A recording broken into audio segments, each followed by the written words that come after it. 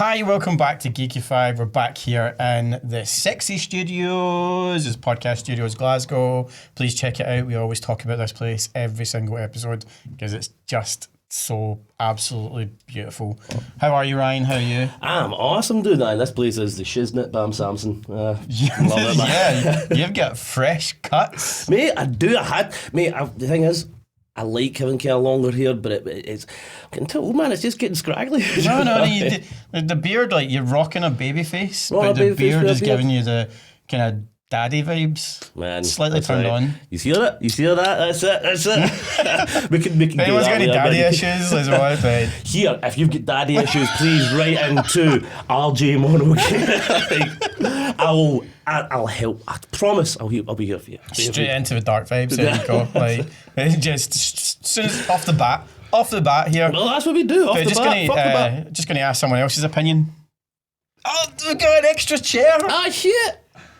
Would you believe it? Oh, what's coming in? So introducing our new boy, our man, ladies and gentlemen, the one, the only, the myth, the legend, Callum. So you might have seen Callum on Pop Culture Patter. You've heard him chat about stuff, and this is a boy that has helped us out for quite some amount of time recently. He has been behind the scenes, and it turns out he's on the exact same vibe length as us. Mm-hmm. So we decided to say, Snatch up. Do you want to join? Let Ezra Miller will win. Allegedly. Allegedly. I don't think he actually snatched any Waynes. Just 14-year-olds, and that's all old enough. It's not been confirmed yet. Philip Schofield said so. So he said that was okay. They're going to put, I think, the Gillison and do it. An album. Christmas album. It'll be a Beastie album. Oh. Boom.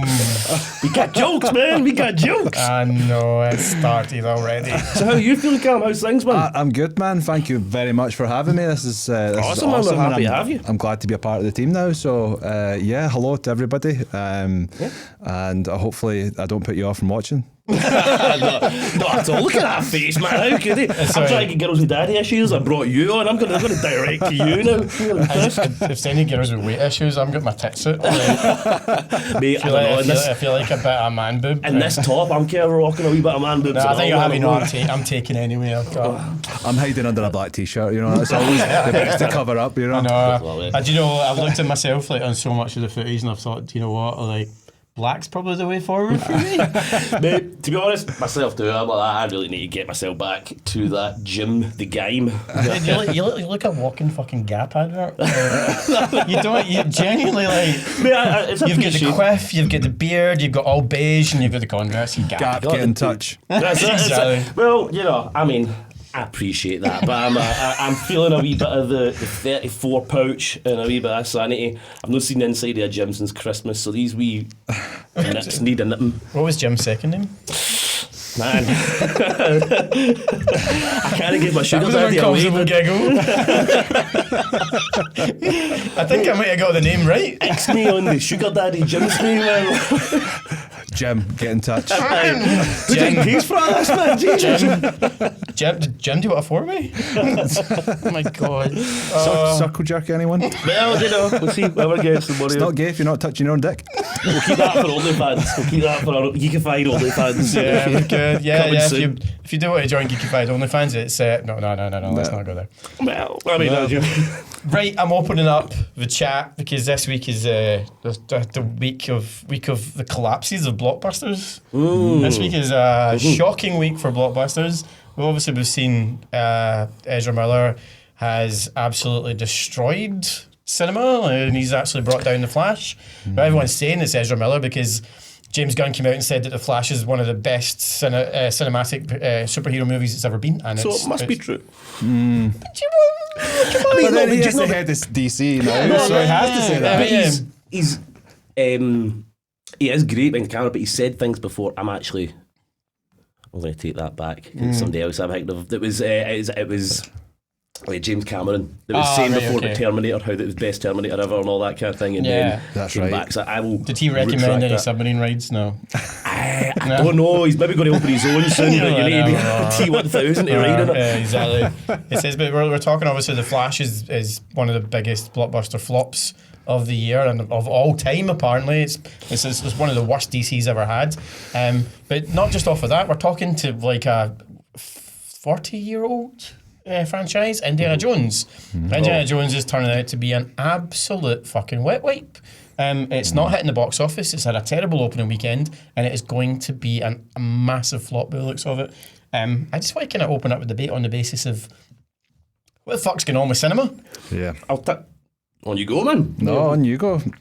Well, I'll rant because I'm pissed. But like, man, to be honest, Indiana Jones hasn't ever even been my baby. Do you know what I mean? Like, I like them, but I watched them in my teens or late teens. It's never been like the thing I grew up with. But you know the relevance there, you know how important it is, you know how, do you know what I mean? And for seeing what this new Indiana Jones movie is even just kind of about, and the reshoots, everything it's had and all that, to now it's sinking, it's like, man, it really is a death of cinema right now when Indiana Jones can't do it. The Flash, I'm a bit surprised at the Flash.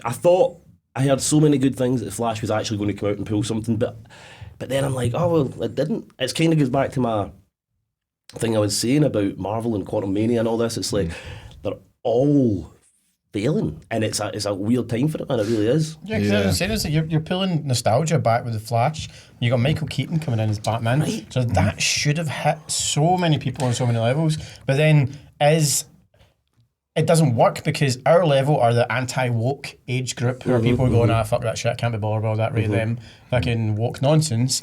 I says, so that should have hit with the Michael Keaton thing, but it hasn't worked. I says, but also you've got people like Ezra Miller who are the woke people who, and as much as we joke about Ezra Miller, it literally came out just a couple of days ago saying that Ezra Miller has been dropped of all charges. Yeah. No, so, you know what I mean? It was like, so we're now looking at the slaggings of all the stuff of Ezra Miller, but he's now been, all the stuff he did. Are they hiding the fact that they had a poor movie and blaming it on Ezra Miller because he's got this? Does everybody know about Ezra Miller's situation, really, that's going to go in to watch The Flash? Well, yeah, I don't know. I agree. Right. I don't think they would have known that because like your general consensus of people who would have went to see the movie probably haven't known any of that shit. Kind of agree and disagree here. I think that not maybe as many people know about Ezra Miller than maybe know about something like somebody like, oh God, what's her name? But name anybody else who's been cancelled, right? A kind of thing, or somebody who's been done something abhorrent or allegedly, and then kind of lost everything about it. Everyone knew, if it was on everybody's, oh, that guy, the creep. Do you know what I mean? Hollywood done a real fast number with Ezra Miller. And the way that he done all this stuff, it was all this kind of weirdness about, you know, it was an ongoing thing as well. It wasn't just one thing. Yeah. Oh no, you went. The guy's a fucking weirdo. Yeah. Right? It says, but being a fucking weirdo doesn't mean you're a paedophile, a rapist, or a fucking. But he did run away with a 14-year-old girl, right? Was like, she actually 14 though? I mean, I don't know. Allegedly, she's 14 until she's 15. No, I'm kidding. Those grass. And that is cancelled. Yeah, that's Geekified cancelled. No, that was a joke. She was not 14. No, okay. I'm confident on that. I can remember. Okay, take away all the grooming stuff then, right? Yeah. See, purely just for the video where he knocks some chick out. Right, so you said, so again, you know what I'm like. I like to play devil's advocate on this shit. What grooming stuff? I mean, I don't know, man. If you're a celebrity and you're trying to tell a 14-year-old that are we being affected by the news stories that we listen to? Because I like to deep delve when I see this stuff. I can't. And I hate to bring this guy into it because it's still debatable. Because personally, I think he's a fucking creep. But Kevin Spacey, nearly every single case that's went towards him has been thrown out so far. I don't trust anyone to anything. No, I know. Yeah, he's got enough money though, hasn't he? Like, Miller's not the level of Kevin Spacey. These people have literally went to court with him and against him. Like they've not like backed down or left. They went to court and everything's been thrown out. It's not specifically about, you know, if Ezra Miller's got less money, it's the production and the machine behind them, right? This is what I'm talking about. If anyone that And at the time when it was coming out with The Flash, I thought maybe all this kind of just putting it under the carpet and trying to Men in Black for everybody was just because a good way to put it. I quite like that. That's quite good. Some Men in Black and cunts. It was, but I thought it was just because the film was that good and it was the last thing for DC, and they were like, we've got this such a good film, let's keep this to the side, let's not have this be a news story, so squash it, right? Keep Ezra Miller out the marketing, keep him out everywhere, and then we'll show him the red card. But this is where it changed. So that's what I was kind of hoping it was just because of the film. But now the film's bombed and everything, and it's like, look, I hate it, but like, I hate the identity politics, but if somebody was on the same level of that, if there was video evidence of them knocking out a poor woman for no reason, right? If there was a thing about travelling the country with a minor, whether it's real or not, look at Justin Roiland, look at Kang, look at these guys, right? It is an instant cancellation, right? There is people that have been proven after the fact that nothing went wrong. That there was a guy, I think he might be in more trouble now, but I'm not too versed in it. But before Jimmy Savile? No, yeah, he's a stand-up guy. It's not really worked out for him, so No, it's not a great example. But there was a comedian, Chris D'Elia or something, and I think he'd been a bit of a creep, but he had never done anything illegal. He was with women that were in their 20, I know what you're talking about, yeah. 19, 20, 21. He was cheating on his wife, not cool, but he was like, look, yeah, I cheated my wife with this, but I didn't do anything illegal. There's even text him, say, the girl says, he says, what age are you? Because he met her at his show, and she says something like, oh, I'm 17. He goes, well, fuck. Bang. Do you know what I mean? Kind of thing. He still lost his career. Yeah. And anybody says, oh, that creep, because the media, the public knowledge thing was, he's a pedo, he's a creep, do you know what I mean? Yeah. Even when it comes out and goes, look, no, it was a 21-year-old. It's like, nah, it's still a creep, and that's the kind of public image, right? Ezra Miller seems to be kind of protected by the cult of wokeism, I think. That is, but then again, he's protected by the movie.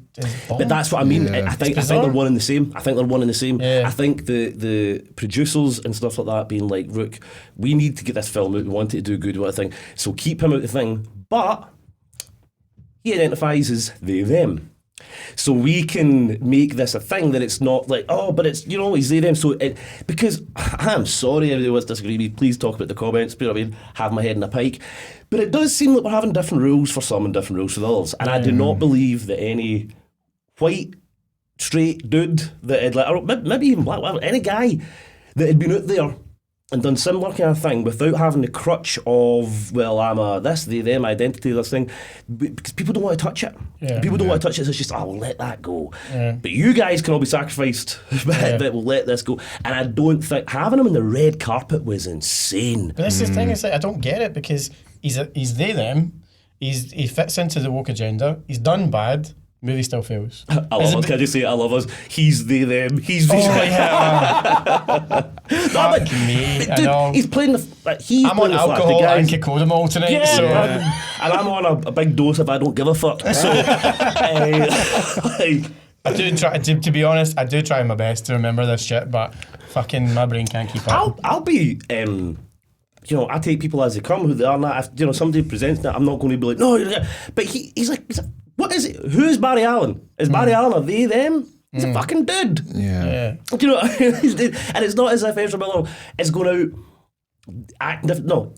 He is how he acts, presents himself. He's a guy. I'm sorry, he's a guy. They, them, whatever. Sorry, I take that back. Allegedly, whatever. It's just circling back though to the actual failing of the film. We're still talking about an actual bombing of a £300 million movie. Yeah, the Batman is in. Yeah, the Batman. Yeah, which we still there's some of the best people I've seen on YouTube have sat and analysed this film. And have you seen it yet? No, I haven't, man. I'm sorry. No, so I have now. I want to see it, and it's fucking excellent. Right. It's one of the most enjoyable superhero movies I've seen in a long time. Wow. It's got its flaws, and its flaws are the shitty bits of CGI, but the shitty bits of CGI. So Andy Muschietti, who was the director, basically gave a bullshit story saying it's supposed to be because he's going through Speed Force and the faces are distorted. I read that. Yeah, fucking talking shit, pal. Yeah. You just didn't have the CGI time for it. Yeah. And there's a big problem now with visual effects artists. Yeah, so I get all that, and I'm very forgiving of all that stuff, right? But it didn't bother me in the slightest when I watched it, to be honest. Because, to be honest, I was happy. I was nearly greeting by the fucking end of the film because it's such an emotional roller coaster of a movie, and it had some of the best payoffs I've seen for a lot of characters, including Michael Keaton. See, I've heard similar things, man. I've heard similar things when I've read it. This is the hill that I will die on with this movie. I enjoyed the shit out of it. Good. It's got its faults, like every movie's got its faults. It's certainly not like a Nolan-esque level of superhero movies. Yeah. Very different. But it had all the ingredients I thought I'm going to like this. So if I was going to give you a par to sit it, Guardians 1. Okay. Wow. Really? So I enjoyed, that's a big par for myself because that's what. I enjoyed That's the one shit of out the of it. best Marvel movies. I enjoyed You it. know, it's probably Iron Man, Guardians of the Galaxy, and you know, Guardians of the It's Galaxy's up hitting, there fighting. it's 150% hitting my top 5. Of all time. Not of all time. I don't know. I'm going to have to reassess now. You're making me think. You're making me think. But it's definitely it's super high up there. Like I was blown away. I will say, and this is why I've had to over the years learn how to separate the art and the artist because otherwise I wouldn't listen or watch anyone because they're all assholes. Susan Boyle. Right. But the Stories about her. I know she's out in the town up Glasgow causing it. But the Ezra Miller as an actor, I like, I enjoy, I do. I thought that scene, especially in Zack Snyder's Justice League, when he's like, "You're going to make your boys proud," and he's reversing time and all that kind of thing. I was nearly crying at that. I loved that. I thought that was amazing, and I think he does have a goofy enough, but then heart enough kind of thing to bring into it. I really do. It's like splitting, what I believe to be right to what I want to enjoy down the middle. Do you know what I mean? It's like, okay, I think I'll enjoy this. This is what I want to watch. But then outside of it, I'm like, why is this fucking creep getting carte blanche where it's like anybody... Anyway, I've said my point, but you know what I mean. So we've went right in that rabbit hole of Ezra Miller. Really there. One thing I do want to say, you ever seen the Stanford Prison Experiment? Yes, I have. He's great in that. Yeah. Like a really good movie. Sorry, I thought you were bringing up the actual experiment. Yeah. I think I've seen the film, but I didn't know it was him. It was years ago. It was a long time ago. Yeah, no, he's good in that. What's the other movie that he did? It was a really psychological. Was it not? We Need to talk about Kevin. We need to talk about Kevin. Fuck yeah. Yeah. The Scottish director directed that, was it? Yeah, not? it was. It's a girl. It's a woman. No, is it? Am I getting everything mixed up? I can't remember. We've got to talk about Kevin. I think it was a female director. It's a woman director. It's a really famous woman director. Do you know who it was? She did Ratcatcher. Why is that escaping? Why is her Lynne Ramsay. Lynne Ramsay, There we that's go. it. Yeah, totally blanked there. But yeah, a great, wonderful director. Yeah. I mean, like, she's not actually had anything out for a wee while. No, she hasn't. But She if did you haven't something seen with Ratcatcher, check it out. She's done something with Joaquin Phoenix. That's right. It's a great movie. What was? Doing he's like the hitman. It's not only You're or no something longer like that. here. No, but that's not it. It's nearly that. You were never here. You were never. That's You were never really here. You were never really here. This is why we've got a third guest. So we can strike. I say guest. I'm a third host now. This is so we can strike it in the third time. It's one of them anyway. So I've actually not watched it. One of them, so just one of them. One of the ones. One of the ones. But no. Did you just assume the gender of that sentence? Yeah. I did. I'm going to. You know what I'm going to do for the rest of the days? I'm just going to assume everything. Do you know one thing I've never really got is like how does a French feel about gender? Because everything I was taught about French is like the table's female, the chair's male, the fucking wall doesn't know what it is. Because the ceilings are they them. I am not even joking. I'm not even joking. When I am pretty sure I have read a statement or article or something from basically saying the French should change their language to be more gender. I'm not joking, no. But mate, this stuff goes to insane levels. Do you know what I mean? So and I because mate, when we're talking about maths being racist, nothing's out the equation. So. Were you not sexually touched by number 6? I mean, the teacher taught me number 6, maybe, but like I went to a Catholic school for a few years, man. So that's for a different podcast. It'd be a miracle if you didn't get touched at that school. Well, they call it a miracle when they do, so it's either one of the same. I'm kidding. No, I'm quite happy Catholic. It's not. Is anybody in that big? I did actually have to leave my original primary. My original primary primary Catholic as well, school. by the way, just in case anyone. Yeah, I slightly believe in God, so I'm practically Catholic. But God likes jokes, man.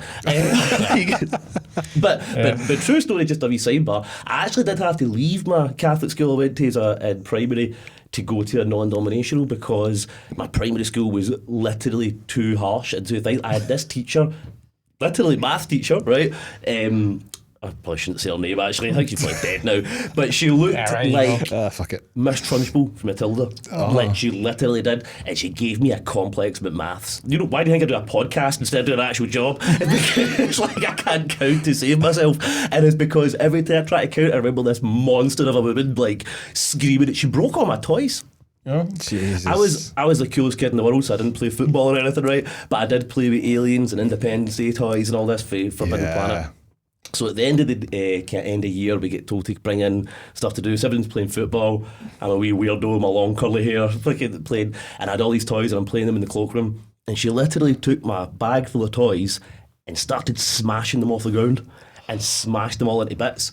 And I was in tears. And just so happens, shout out to my mum, Mary, Pastor Baby, they're awesome. My mum was coming back to give me my jacket because I'd lost my jacket, and just seeing me like that with this Miss Trunchbull monster over me, bawling and screaming. She just heard, "What are you doing to my son?" like, and it became a whole thing. Everybody was saying, "Oh my God, Ryan's mum's going to beat up the teacher." But basically, my mum, came, grabbed me, and were like, "You're changing school." And took me a I non-dominational swear to school. God, if that teacher isn't already passed, I hope you pass by having to shit all of those toys out your anus. Mrs. C, you sucked ass. Yeah, you and do you're suck. burning That's in hell horrific. somewhere. Horrific. Anyway, we totally skipped past the whole point We of our did, but first that's what we topic. do. So the first topic still was Indiana Jones. Indiana Jones is something completely different from everything we've talked about. It is nostalgic, it's old, it was likely, well, it is going to be the last of Harrison Ford's, like... I fucking hope so. Yeah, but no, I do as well. But the point is like, I'm trying to make is why when all of the fans of probably his originals and middles all the way up to the last one are still alive, still fans of it, why is it bombed? I'm a huge Indiana Jones fan. I'm not huge. Mostly for I'm nostalgia not- reasons as well, because Yeah. I saw them when I was a kid, and there was nothing. I just loved adventure. It just turned me into playing in the garden and like making up that I was Indiana Jones, and I was like trying to sling my way over to the garden shed or something like that, you know, and just making up stories in my own head, and that was something that I always did. And Indiana Jones was a big part of my life for that. I loved the first 3 movies. Obviously, the fourth is, you know, a bit Contentious.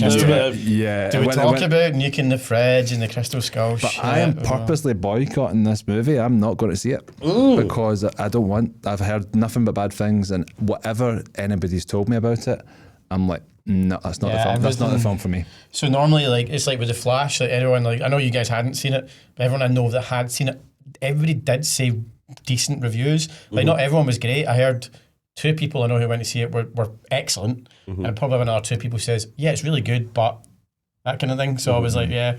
But every single person I know that's went to see Indiana Jones said, Yeah. And I'm like, do I spend a tenner that I don't need to see in like basically 4 hours of my day to go and see it? Well, the thing is, apparently it's one of those ones that a lot of films seem to be these days, is it's a bit of a Frankenstein of a film. Like, they've done so many reshoots and so many things, and I don't know if you guys heard about the leaks before, about the plot and the story. that Yeah, came there out was a before. lot came out because of Phoebe Waller-Bridge. Phoebe Waller-Bridge. Yeah. So the thing was, is apparently, just for anybody watching, the leaks that came out well before the film was released, from the plot and stuff, was that the idea of the film was to go back in time, have this time travel adventure, and you're going to go back with old Indiana Jones, back to some old Indiana Jones, and then eventually, by the end of the film, Phoebe, whatever you call her, is going to go back in time. Indiana Jones is going to die back in time, and she was going to replace him, take his spot from Indiana Jones 1, so then the new canon is that Indiana Jones 1, 2 and 3 were all Phoebe Waller, and that Indiana Jones now basically is Phoebe Waller, and that everyone in this reality recognises her as Indiana Jones because she's been that through time. That leaked, and everyone shit the bed and was like, what the fuck? And now they went down done reshoots, maybe for different things, who knows. And now from a few things I've heard of reviews of the film and stuff, is apparently the ghost of that still seems to be there. Well, that's what I've heard as well, pretty much what you just described there. And I was just like, as a fan, that's insulting. Can I confirm nobody's seen it? No, but I've not seen it. Just to double check. Nobody's seen it, so we're all talking on the basis of we actually haven't seen it. Yeah. But because I'm more interested sometimes in how films get made and how especially disasters like that get made, that I have watched a breakdown of it instead. Do you know what I mean? I've watched somebody kind of go over and say this happens at this point, blah blah blah, break it down, but not the actual film itself, which is, you know, subjective as hell. It's like, do you know what I mean? But I do know what happens from Act 1 to 2 to 3 and how it kind of ends up. And apparently it seems like that the ghost of that is there, and people, it's quite apparent in the way that you can see, if you've got a wee idea of filmmaking, you can look and go, well, that doesn't really connect. Maybe that was where the changeover kind of happened. So do you mind any it being spoiled? You don't want to see it at all? I'm not going to see it purposely because I'm just going to stick to 1, 2 and 3, and that's my go-to. But I need to do with Terminator, but it's 1 and 2, and same with Aliens 1 and 2. It's a hard life being a fan of things, man. It used to be good. I'm a huge Harrison jumping way above Terminator as the last point on this. Oh God, man, that's every week. I even gave him points this week of like, what was he talking about? I was like, Terminator, and he's like, just fast as fuck, boy. I know. I'm a huge Harrison Ford fan. I always have been. Not just from Han Solo, Deckard and Blade Runner, and Indiana Jones. I've just loved these movies and his acting throughout the longest time that I've been into film. And he's now killed all these characters pretty much. You know, like Han Solo died, Deckard died at the end of Blade Runner. Well, it's them that have done it. It's this kind of, it's the machine, it's the producers. It's strong male characters. Kathleen Kennedy and the rest of them that want to eradicate. We're not allowed to have strong male characters anymore, and any character from before that was a strong male character now has to be a broken shell of a man. Apparently you can't get old and be like, as a male character and be alright. You need to be a shell of what you formerly were. You need to be an alcoholic or downtrodden. And don't get me wrong, I actually used to love that character archetype. The guy who is a badass now because he used to be something and now he's got a half a whiskey and you know what I mean? But now it's like, it's not even in the badass of it. It's like, look how pathetic they are. Look how pathetic they are. Do you know what I mean? Nick Fury, Han Solo, Indiana Jones. Do you know what I mean? It's like this Nick Fury. I've seen Secret Invasion. Secret Invasion. When he's in, he's out. Yeah. Oh no, it's all around now. That's kind of what I'm talking about. No wait a minute. I'm 72 years old now. It's when it's put your left leg in and then put your left leg out. Shake it all about with arthritis. Can we do another take? I'm sick of these motherfucking snakes and the left leg in. But the thing is does Hollywood know? It's been a bit ageist, isn't it? It's been a bit ageist. If we're going on to things like ageist, because I'll leave right I know. If you're offended by anything in this podcast, then it's not the podcast for you. It's not the podcast for you. You need to go find a toolbox, grab a flashlight and check it inside your arsehole and fuck off. We're called Geekified. Geekified. If you're offended. Not pussified. but it's like Hollywood doesn't know how to write another male character who used to be... They do. They just ask Phoebe Waller-Bridge. I know. And she just puts in a dark-haired British woman to see, the thing is, like, you're listening to my story about being a young Indiana Jones fan and how much that sparked creativity in me when I was a young kid. Where is that going to be for the kids now? Exactly. You know what I mean? They're not going to have that character to look up to. Well, see, but at the end of the day, like you had a young thing with Indiana Jones and the whip and stuff. Well, I just got into BDSM, so it became two very different. I was wondering where you were going with that. I just got on the Indiana Jones. I started fucking whipping myself. Started visiting dungeons at the age of 14. It was so fucked up. What was your safe word? That's what I want to know. Temple of Doom. Your face just melts off. The Temple of Doom was just the nickname for your arsehole. She's going deeper. I've been with a few girls before. I'm sure it was a Temple of Doom. That was I, in fact, a few times got my hat right back just before it. She's screaming a thing across the skull. I was a prostate in. Here, can you fit my fedora in there? Jesus, fuck. No, but this is the thing, right? We're not even past fucking my first point. No, great, that's what I want.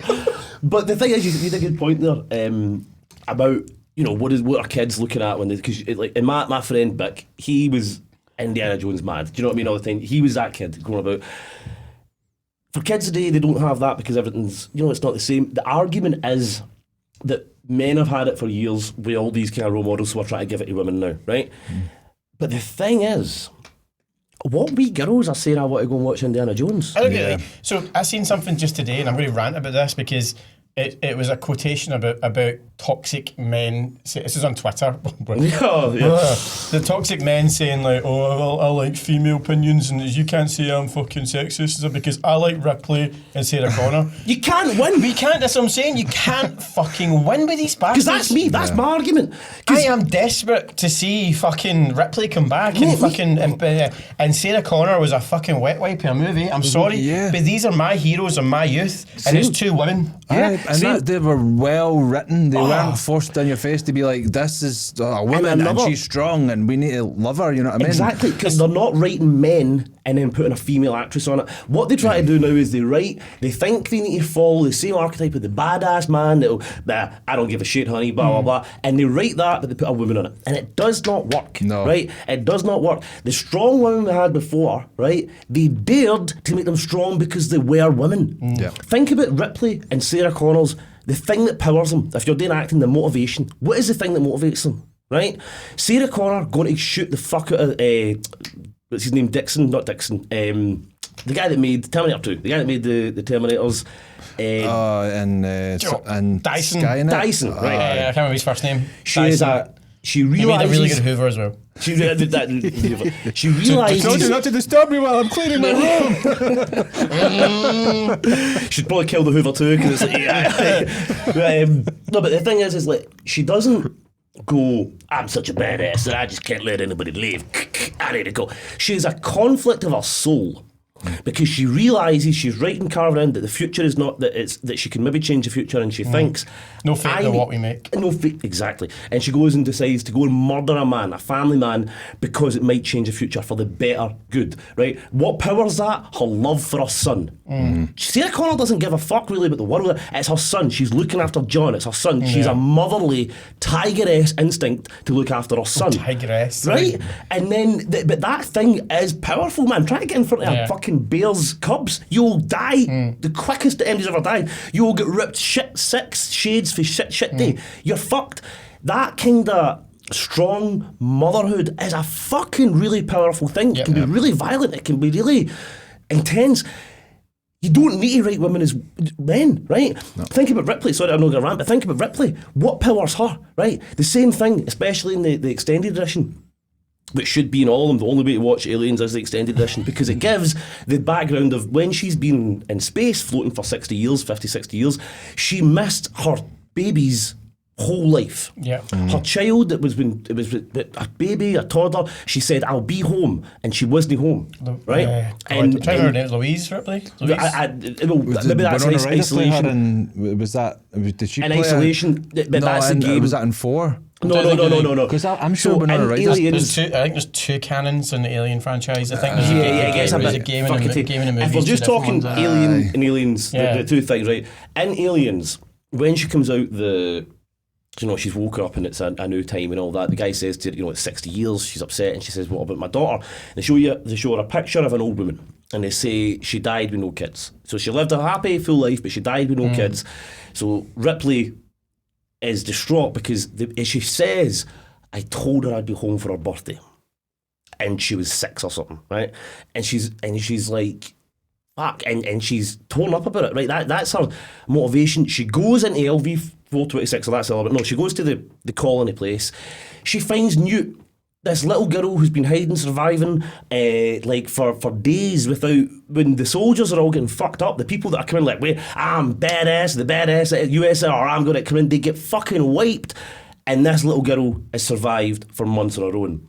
and Ripley's motherly instinct comes out and looks after that child. That's why when the aliens take her and all that soldiers, like she gives up, she's like, I'm fucking going back for that child. You're not leaving that child. I'm going back for her. She straps a fucking flamethrower and a machine gun and goes into the nest of the worst species in the fucking universe and says, you fucking get away from you, bitch, and starts. And then even as the balls, the absolute gall to go, bitch, looking the alien in the eye and burning its eggs to go, you better not, so she can get Newt back and escape here. That's motherhood. That's fucking badassery.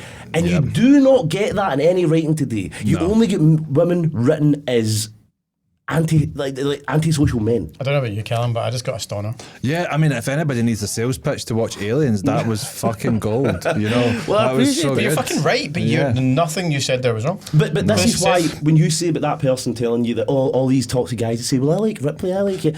That's why, assholes. That's why. Because it's written well. Yeah, and then you think about they did the Oceans movies and they did the Ghostbusters movies and they changed the sex of the character. Well, I mean, they didn't change. They just had a female All right, Callum, movie. that's strike one. We told you not to talk about. No, but you're completely right. You're right. Those two movies were fucking awful, terrible. With some of the best actors in Hollywood. Sandra Bullock is, as much as she looks like Michael Jackson now. Sorry, Hen, you do. But she's one of the best actors in Hollywood. She's one of my tremendous. first crushes as well. Oh, Sandra she's Bullock. fucking man, one of the most beautiful looking women. First in woman that Hollywood. won't maybe get a hoe. Yeah, right. It's like you get people that have. Pretty women. Cameron Diaz in The Mask. That was my sexual awakening. That. Yeah, dude, that big too. I John love Kerry the in The mask. Mask was missing. Temple of Doom. Temple of Doom.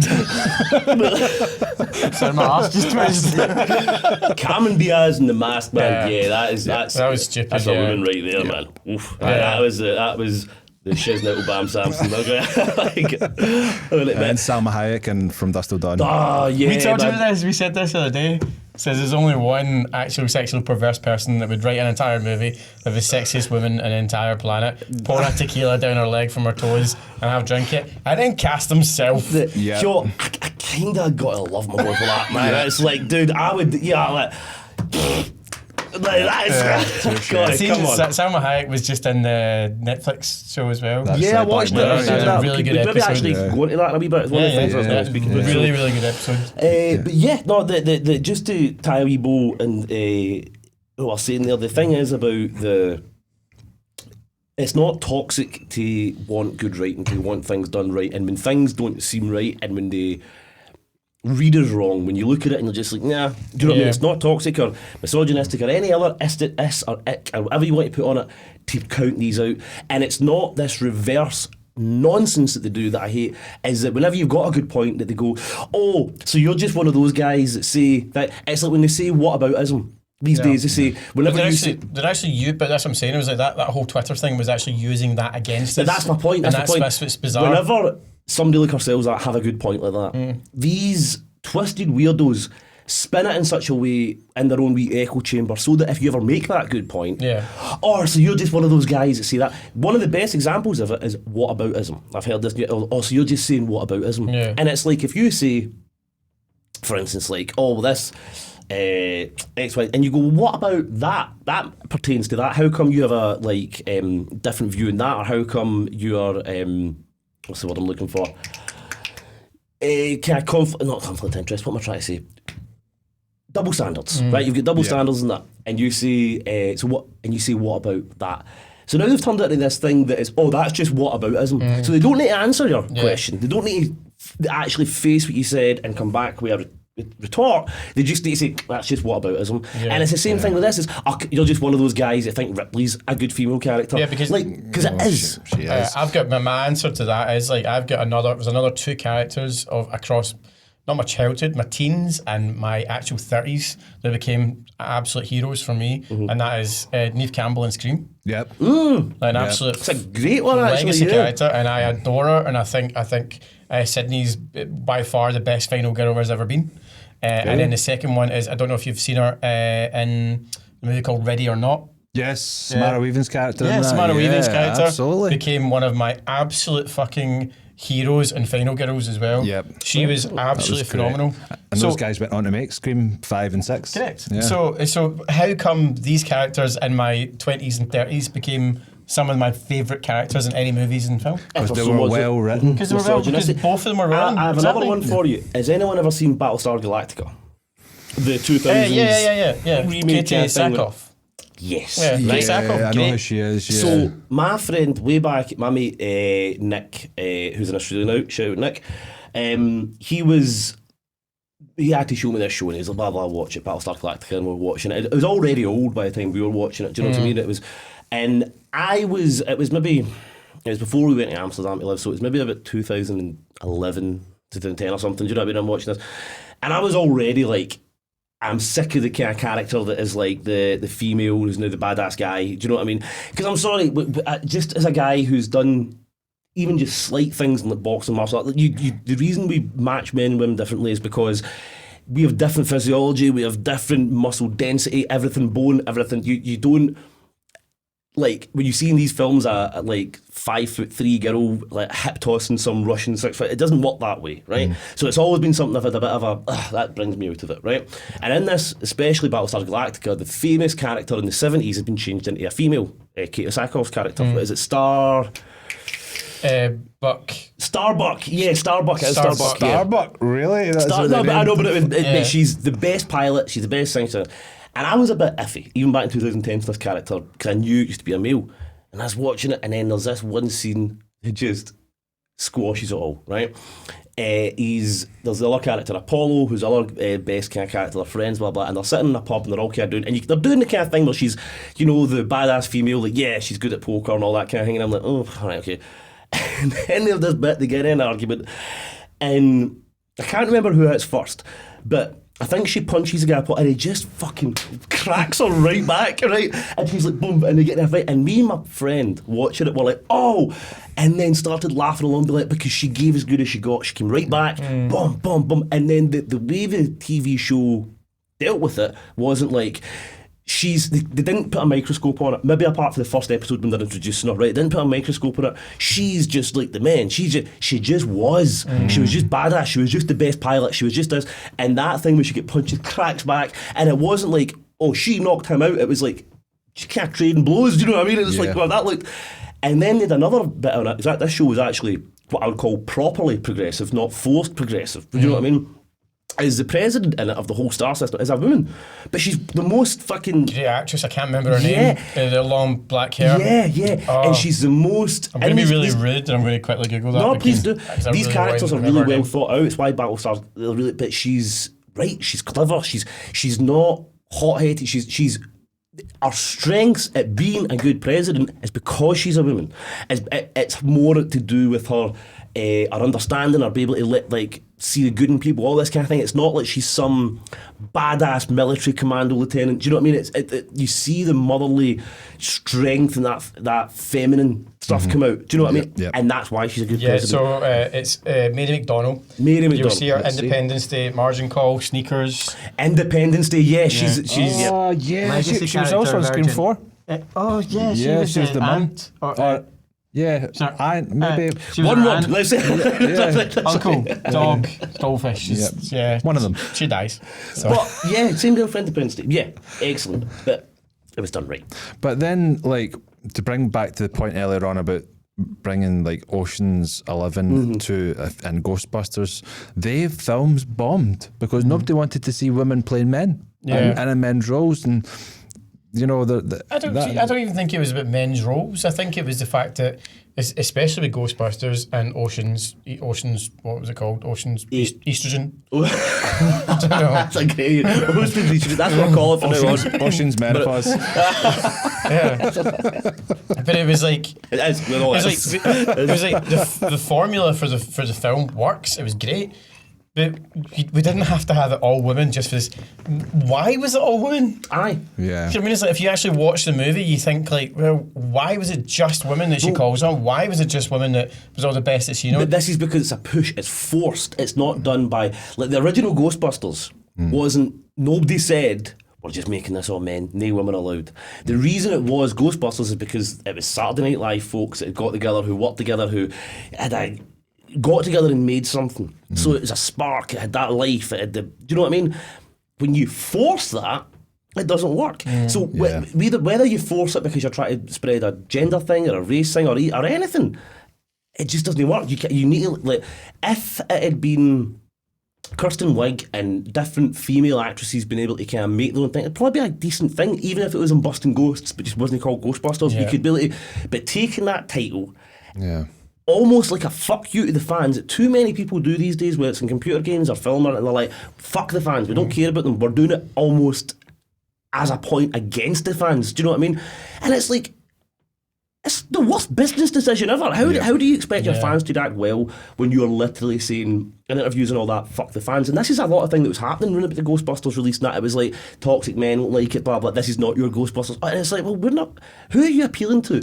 And like, it was never said, as I said, my first point there, Bill Murray, Dan Aykroyd, and that didn't exclusively say it's just men. It just happened to be. Right, Bridesmaids is hilarious. Yes, Bridesmaids, absolutely. so well done. Right, and it's not, we're not allowed men in here. It's because it's Bridesmaids. Do you know what I mean? That it happens to be women. It's you're allowed to have women's spaces, men's spaces. You're allowed to have these things that exist on their own.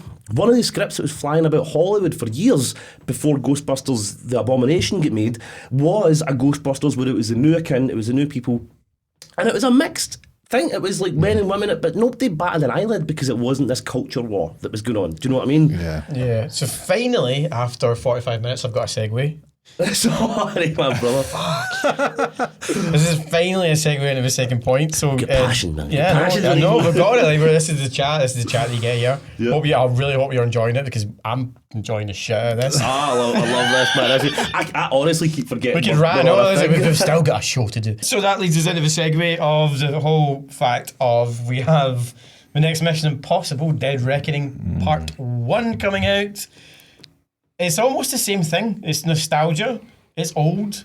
It's fucking old. I mean, we're now on number 7. We're going to get 8. And then we've even just had news today that Tom Cruise has literally said he wants to continue doing this in his 80s. Now, I don't know if that means by acting in it, producing in it, or directing it.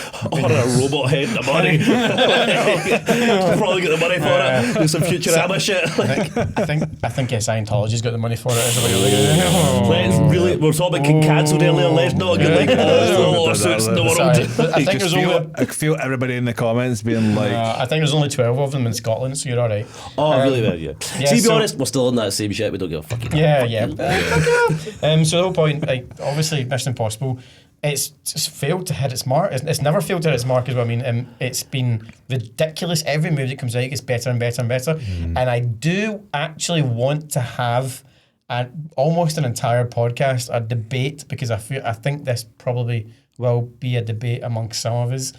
But we won't talk about what I'm about to say, just for.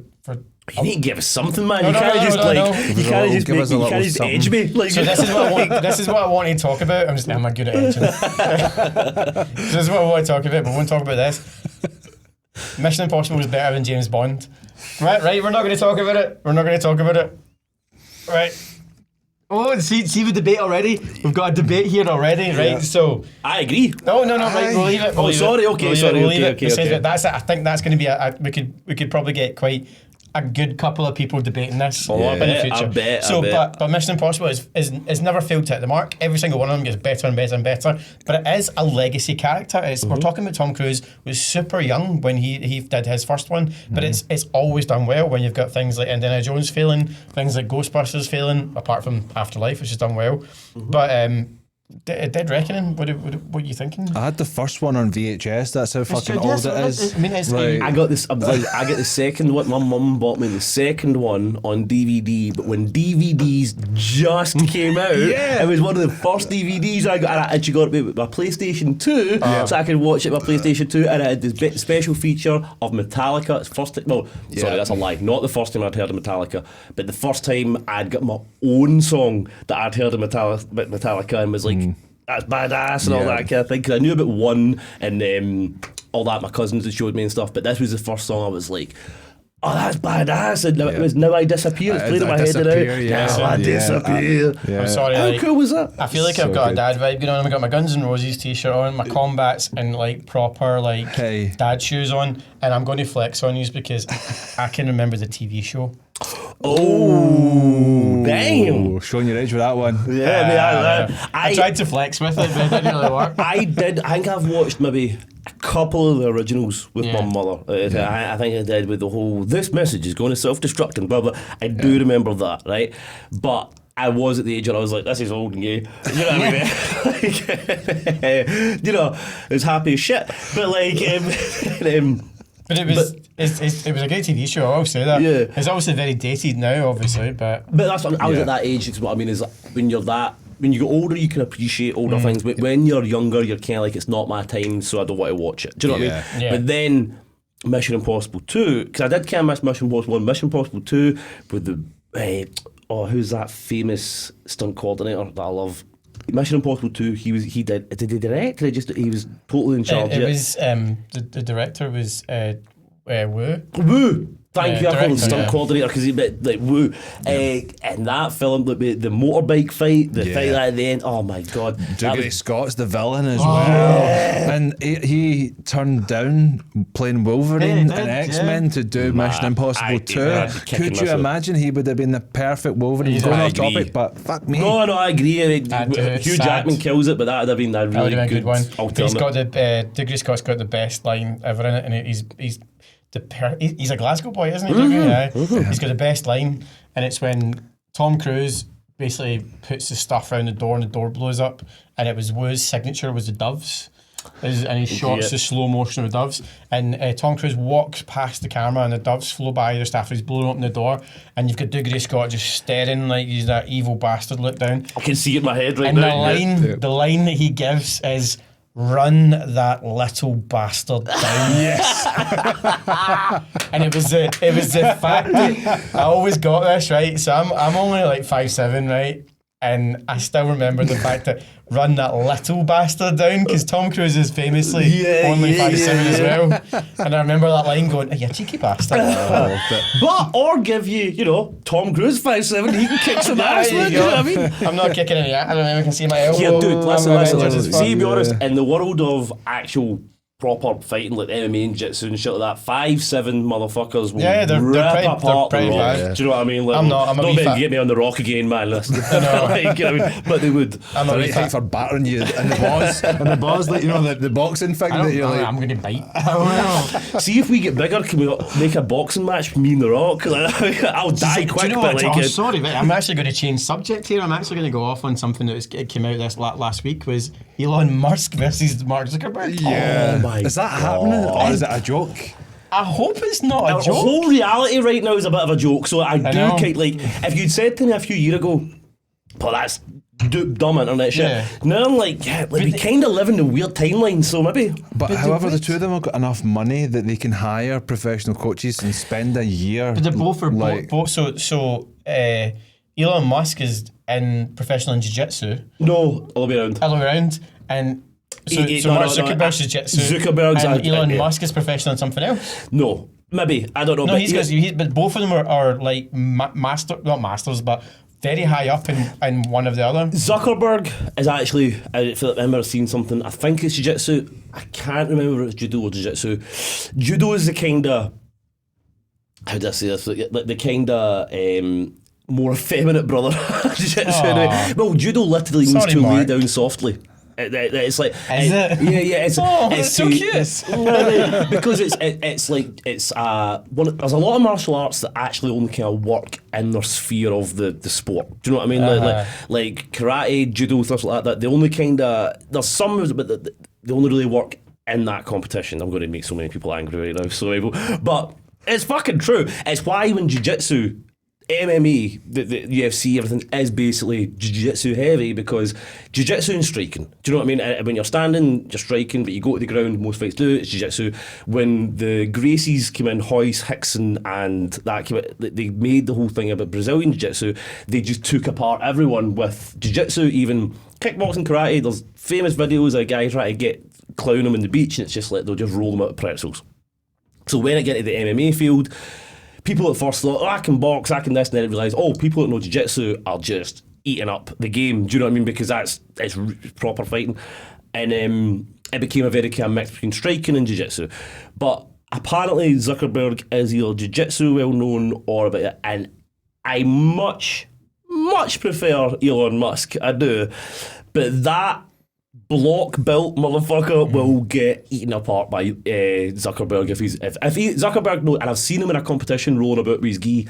Zuckerberg seems to be quite good, and I think in a real fight his robot ass with AI the fuck it as Elon Musk.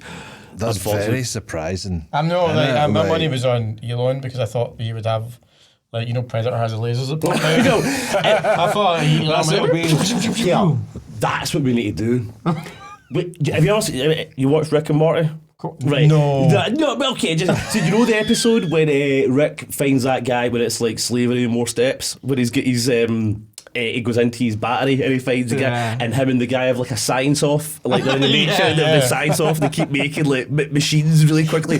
That's what Elon Musk and fucking they need to do. They don't fight. Nobody wants to see Elon Musk and Zuckerberg, like two palest as fuck white pasty guys, try and grab each other by the neck. That sounds like kind of embarrassing. Let's have a take-off.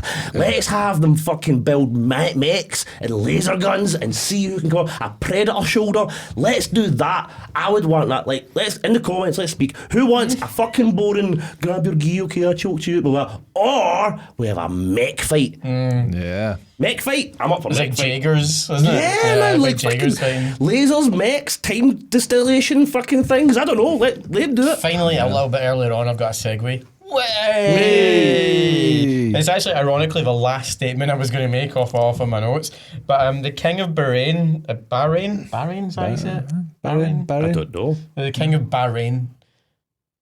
Is that ringing any bells? No, I'm sorry. Bahrain. Yeah. Right. So the king of Bahrain, like a billion, million, loads of money person. Billionaire dude. Yeah. Right, sorry, I had to count. Right, okay. Now, right, okay. So okay. king of Bahrain recently turned up to one of his meetings with his new security guard.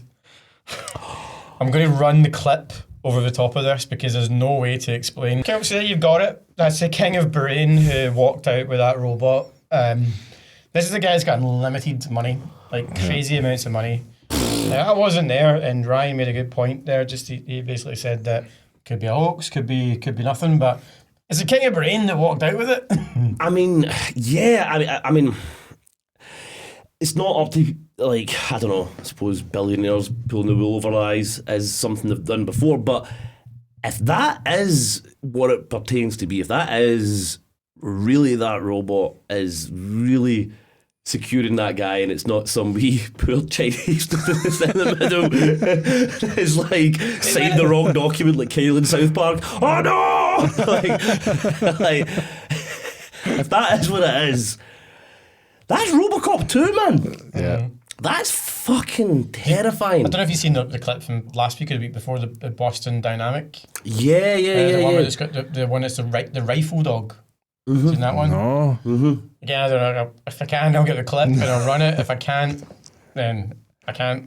But it's basically it's the dogs that are really famous. The security dogs that they build is now got a rifle in it, and you get to see the footage from behind the dog, and you get to see the footage from the dog, and it's literally just popping things up, and it is turning point, taking out targets, and then it's getting shot at. And a couple of the bits you see from the clip is that the camera goes to the looking on the dog, and it's getting bullets fucking rattled off of it, and it's just losing a bit of focus and then putting up. Because that's why they've got those things to keep their steady back again. Do you know what I mean? Like they can get knocked over. That's why you see those funny videos. They're kicking the shit out of them, but it's to see what happens in battle. Like they're knocked over on every day. Have you heard of this one? I swear to God, not an exaggeration or anything. It's made for the battlefield. Have you heard? Okay, I'll say it in a nice way first. The one that powers itself on biomatter. A robot. Yeah, right? But it's for the battlefield. Okay. So do you know what it really does? It eats dead bodies and live bodies to power itself as it fights on the battlefield. Fuck. That's not exaggerated. Look it up. The one that's the robot made for combat that's I'm all right fueled with on eating dead biofuel. bodies, right? Okay, right. Of poor people that went to go and fight and then died and then like, okay, yeah, I would like my coffin and my son back over. Oh, sorry, that was a robot's lunch. Robot ate him. Yeah, I know the T1000 had it with some sausages. But think you're not. But fuck. Outside like, the battlefield, to be honest, I'm kind of more in line with you. That in the battlefield, I'm more like, yeah, if it gets a better thing for us, bodies, blah blah, they'd have probably been lost to the mud anyway and not recovered. Yeah, it does. It's not that horrifying when you put it that way. And I'm in the ball, it was kinda. But we're going to have to fight these things one day. I know that's what scares me about that robot with the assault rifle. So we have AI, and to be honest, I just taste like a kebab. So I don't know why that's in a robot. I taste a right prime awesome beef. But life is imitating art. Yeah. Because we're basically just getting the Terminator Oh, shit. or RoboCop. This is how you get Terminator. Segue. My last comment was actually, and it was literally said today by the man himself, Arnold Schwarzenegger said that the Terminator has become reality. And that's what you can see. You can see all my comments all mingling. Yeah, it's all coming together. So that was originally going to lead me into the King of Brains thing, but that's Arnold Schwarzenegger came out and said that he's a wee bit scared because it's leading into reality. I mean, It's a good comment, right? Yeah, what I think as well is that robot that we just watched, nobody's fucking with it. Yeah. Why are we not getting videos of people try to like shoot it and then seeing how it reacts? I suppose you can't put a human in harm like that, but well, no, but I think you will. I think it's just early. I think it's just early in the days, mate. I think that right now it's a bit of a spectacle. It's a bit of look at the big robot. Look at this. Or we're talking about the AI that can answer our questions. Oh, isn't that cool? There's a lot of people freaking out. But what was the people back in the day? What was their names? I've totally lost it, so one of you guys will need to help me. But when the kind of machine age came on, I'm not saying that right, but when there was... we call it to people now who don't like technology. Do you know what I mean? We call it as a Mormons. No, but yeah. I don't know. But it's the not troglodyte. It is I can't remember. Maybe somebody in the comments or we can look it up. But there was a certain set of people, and when the kind of industrial revolution came along, and it was all kind of thing that they started beating up the machines and trying to destroy them and that. And they get the name now of people who hated technology. It wasn't really they hated technology. They hated putting out their jobs and all that kind of thing. But the thing is at first they didn't. It wasn't like, you show the new technology and everyone goes, burn it right now. They go, all right, they're getting on them every day, but that looks cool, that looks kind of scary, whatever. The same way we're doing right now. Chat GPT, new AI coming in computer games. We're saying, no, it's terrifying, it's that, but we're like, yeah, whatever, you still go and buy your messages, you go speak to your girlfriend, you do whatever, right? It isn't until it's inescapable that people start being like, maybe this is something I need to attack with it. And to follow on what you're saying is, I think I mentioned this in one of the first podcasts, is the AI company, AI, OpenAI, etc., gave millions into a robotics company that it isn't Elon Musk's one, it's another one. And the reason they didn't take Elon Musk's one is because Elon Musk's robots don't look human enough, right? So they wanted this robotic company who's going off much more of a human kind of aesthetic. They basically look like robots with a fucking iRobot, the Will Smith film, right? Except with kind of like wheels instead. That's Elon's. Elon's ones look like iRobot, I thought. Well, I've looked at both. They look similar. These ones they don't have legs. They've got like a weird. It's almost like wheels, but it's not. It's like an ergo thing. They can turn it anyway, so they can turn with their waist and all that kind of thing. But it's. The question was posed, why would OpenAI, the biggest thing with AI, not go Elon Musk, the furthest along in robotics, why would they go to them? And the answer was for that viability, for that thing of we want them to look human, we want them to have personal. But what they're really looking to do, and the thing is, I'm old enough to remember this conversation with phones. When people would say, well, we've got this phone now, but we're looking to have basically a household computer in everyone's palm by 2 years' time. And everyone was like, doubt it, I'm never going to have one of them, I'll just stick to my phone, blah blah blah. I was an early teen when that was happening, right? Now 2 years later, everyone's got a computer in their pocket.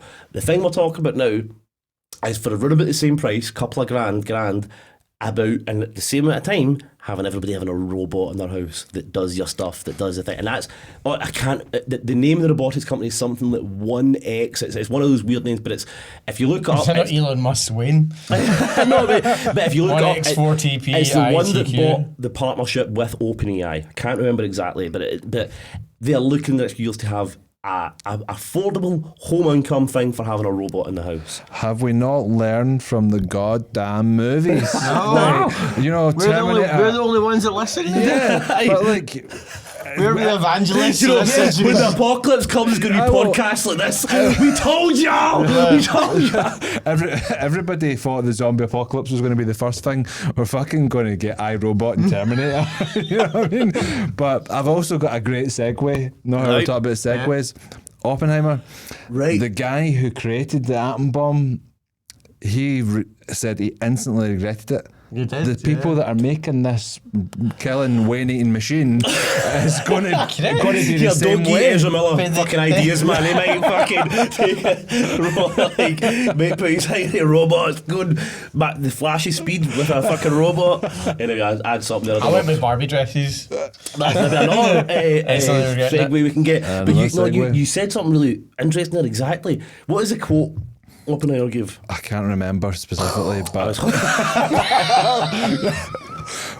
well, that's the I end was of the hoping you world. could be more clever than me. Like, like, whoops. But is it not something like, shit. and now I become death, or something like that, right? It's like, and now I become death, blah, blah. Yeah. I do need to say something, though. That whole thing about, you love it, but actually, you know, something weird's going on. Like, how the fuck, do you know how I instantly rated it? How do you go through all the planning, the hypotheses, the theories, the thing, all the maths and that, and they're like, I don't know. Then, I don't know what happened. How the fuck did we get a bomb? You knew you were making, motherfucker. I instantly regretted it. Well, what- Wait, it took you fucking 18 years of planning, you daft The bastard. thing is, he did say that. It's the same thing. I've seen a similar thing with the be your segueing it to AI and all this now, and a bit like, oh, we don't know what we're doing. You do though. Just stop. Yeah. Just stop. We've got sci-fi. We've got things. We had Star Trek. Now we've got mobile phones. We had Terminator. Now we're going to have killing AI, body-eating machines. Yeah. Yeah. Can we stop? I mean, we know this all started with like two guys in MIT with a robot grabbing a flashlight. And he's like, how do I program this to go up and down? Have you ever? Next thing you know, fucking Arnold Schwarzenegger to his door is like, oh, motherfucker, it's not a Toma. No. Get to the chopper. Put the cookie down. You must jerk off for the sake of humanity. Get to the chopper. But have you ever seen the one, I'm not even joking, with the guy that had the robot arm and he's trying to show off how it works and that, and it starts doing like It's a meme. It's not real. It's like, shit, sorry. I didn't know it was a meme. But we can't, but we're getting into a world right now, we don't know what's real or fake. Look, I was watching a video the other day of Donald Trump and Joe Biden peltered each other and slagging with their mouth moved, everything. And I was like, you can still slightly tell it's fake, just enough to know it's a meme. But I was like, man, that's like, show a 60, 70-year-old person that and they'd be like, oh, I can't believe. Joe. Do you know what I mean? Very, very, very, very, very true. Because like, so my granda, Harry, how you doing? How am I doing? Basically was watching stuff on YouTube and he's talked about the stuff that he's seen about like the deepfakes and he's seen stuff and he's like, oh yeah, I seen that we did this and I seen did that, and I'm not joking, this guy can download shit and Pirate Bay and all that. Like he's like, he's 84 years old and he knows what I shouldn't say that. He's dirty grandpa. I mean, his name's not Harry, it's Gary. Gary O'Hara. Aye, but he can do all that sort of stuff, but he still sees stuff which is like fake and still thinks it's real. Yeah. Yes, I have thought about this before, and I will not name names, but my own family and stuff like that. People who you know yourself, who are usually quite astute and quite kind of like, that sounds fake, that sounds this, when it's in a different medium, right? Maybe if it's in voice or in phone, or I could hear they were being fake there, or I didn't like their email, or I didn't like this, and they can see right through it. Then we'll be showing something that to somebody who's a millennial or somebody after that generation is clearly fake, like clearly CGI, clearly, and I'm like, I'm trying not to say, but like, I'm like, family member, that is clearly fake, and they're like, no, but look at it, that looks real to me, and I'm like, can you not see the edges and stuff like that? It looks, and they're like, no. And I'm like, there's something, maybe with our eyes being brought with CG, we've brought with the PC generation, all this kind of thing. that just doesn't exist in maybe somebody who was born in the 60s or 70s. Yeah. Do you know what I mean? I think we are still young enough to understand like pixels, understand that how green screen would work, and see the what do they call it, the halo around green screen, it. And then I think we are young enough to remember these things and know these things, whereas people who are not brought into that. Yeah. But I don't even know if it's about knowing though, because I've seen people that are actually, as you said, can edit, can do things like. I don't even know if it's maybe like, and this is actually going off another thing, but maybe in a very slight way, like an evolutionary imperative, like of your eyes, that we've been brought up that much in CGI and different things in the computer, that when something that you see, because sometimes I can tell something doesn't look right, and I couldn't tell you why it doesn't look right. I'm just like, it does. I know that's fake. How? I know. Yeah. It doesn't fit with its background. Does it? I couldn't tell you exactly. Some people like, what was the YouTube that we both love to say, like the guys. Corridor Crew. Corridor Crew. You guys are awesome. Yeah, they really are. But they could tell you every little thing. Like you can see the breaking of this, the pixels here, that wee slight discoloration. Yeah. I don't know that until I watch their show and I go, oh shit. Yeah. But I knew it before that I can go, it looks wrong. Right? Yeah. Do you know what I mean? And I think somebody by that maybe other generation maybe doesn't have that. Yeah, so I mean, like, what I clicked in my head was like Uncanny Valley. It's like some people can like really tell. Yeah. Some people can really spot stuff, and some people are just not. They'll fall for everything. Yeah, but that's what I'm saying. I don't even think it's like a stupidity or like, oh, boomers. Do you know what I mean? I don't even think it's, oh, they just don't get it, because I know people from that generation that can do everything else. Do you know what I mean? They're quite adept to the emailing, to this, to speaking this, but you show them an image.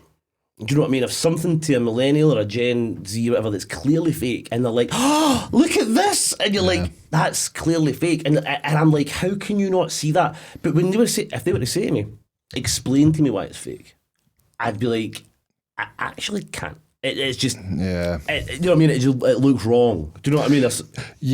I mean, you get that with like the AI video where it's a person, you're looking at the person and they're speaking, there's just something off about it. You know, the Uncanny Valley, you can tell that it's not real and it's a robot, but to the untrained eye, it looks like it's some guy. This guy doesn't exist. Yeah. So it's not as if they've shot an actor and to look. And that's he's the look of the they've digitally created a new person. Well, to be honest, VFX artists do it all the time. But they do it all the time by putting stuff that doesn't look real, but at the corner of where your eye isn't going. Like saying like Marvel Endgame, when you're looking at all the stuff on the screen, right, everything's going on, but your eye goes to you know, the Guardians, Captain America, stuff like that. Yeah. But all the stuff in the background, if you were to really slow down on a 4K TV, so it's like not well animated, because you can't, there's no time to animate all that perfectly the same way you animate Thanos. But when you watch it in a clip and blah blah, it doesn't click your eye. So they literally say to themselves, and I only know this by watching Corridor Crew, they say to themselves, like, so we'll let that go, we'll leave this because that only goes through in a bit of a frame. If you freeze a frame, it's terrible CG, but it's like it goes by that fast. Yeah, it's that fast. Maybe it's something similar. Do you know what I mean? But this is so. This is where I get where AI. I think AI will always be handy, because I think like the analysis of these frames, I think the AI is going to be really amazing for us as viewers when AI can overanalyze stuff and kind of like those things where you wouldn't get in a frame. AI is going to fix all those teeny little bits. What a human would take hours to do. I have a point to counteract that.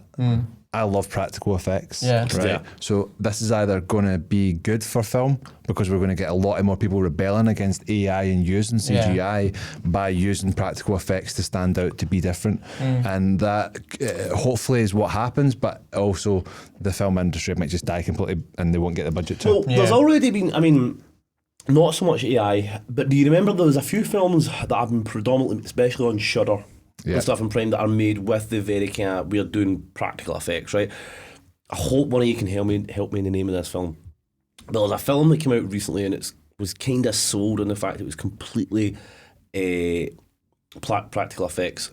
I watched it and I actually was loving the practical effects, but I couldn't go over. I can't remember the name of the film.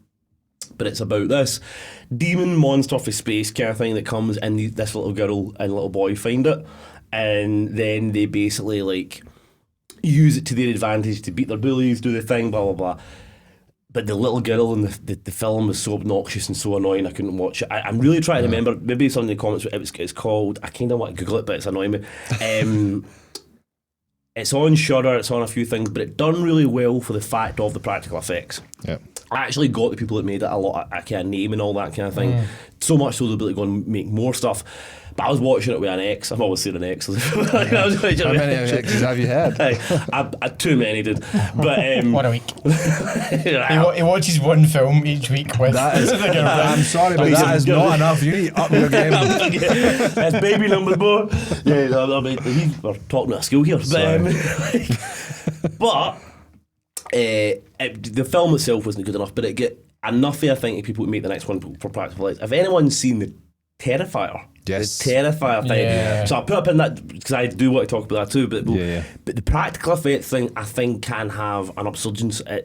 But I think right now there's too much emphasis. Let's make harder practical gory effects, and the story can come second. Yeah. The reason they made like the thing that well with stuff like that is the story, the characters, the actor, and all that. It was also awesome as a practical effect. The whole thing you're trying to do with a film or game or anything is keep the audience believing that it's happening, it's real. Do you know what I mean? You don't want to take them out. You can take them out with a bad actor. So anyway, kind of going off on another tangent. My point is, I think I would like to see a resurgence of practical effects. Yep.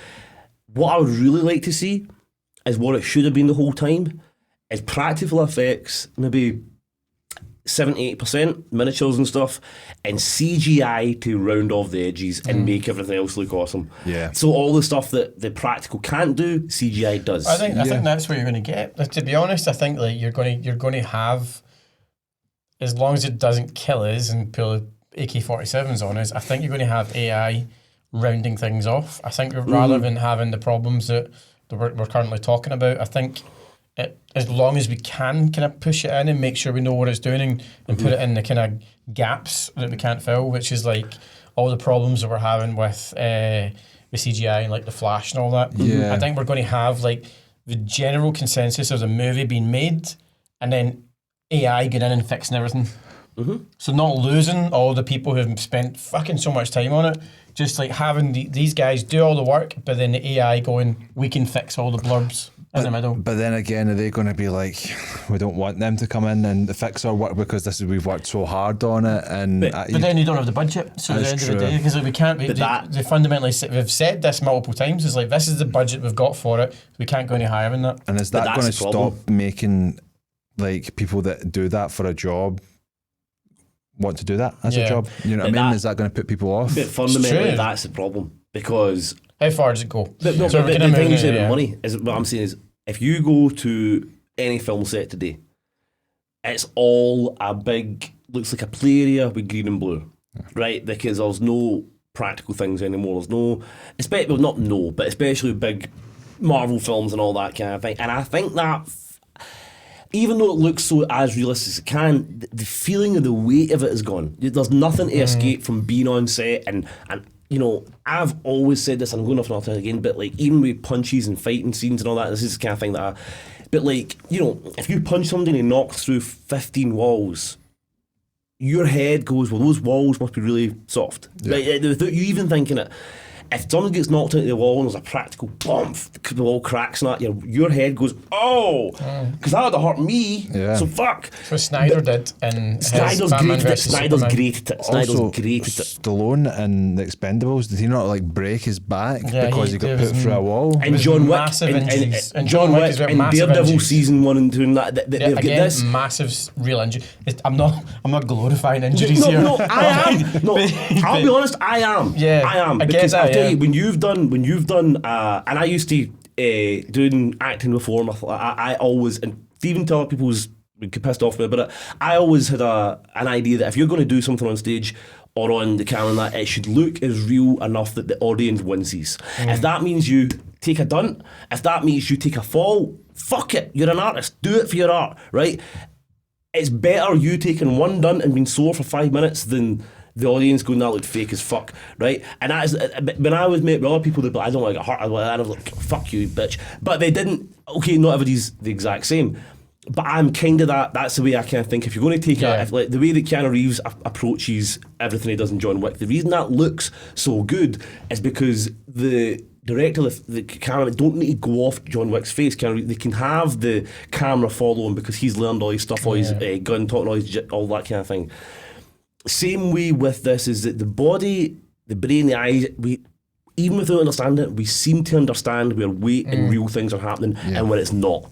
Do you know what I mean? Yeah, we get a better performance out of the actor if they get, like, even if they lock their jaw. You know, that's what the wrestlers do when they're getting taken punches. They lock the their wrestling jaw. is a great example. Like, why are actors not doing that? You get a better reaction. If you get hit when you're not supposed to get hit, that's always when you get the best shot. You know what I mean? Take it, dude. Do you know what I mean? Take it there. Who was it the other day? I just watched a podcast and he said he punched Ryan Reynolds on Blade Trinity. It was it's a guy that's in Marvel as well. He plays Crossbones or something. Frank Grillo. And he was on Lex Luthor's podcast. Michael Rosenberg. Awesome dude. I love that podcast so much. So Frank Grillo's show, by the way, the MMA one. Yeah. What's it called? I've totally mind blanked. Yeah, I'm the same. I haven't seen it, but like, it's absolutely fucking excellent. It's annoying. Right, I've planned on that too. Dude, I've not seen it. I like that actor, but mate, you'll fucking love it. It's literally him. He was designed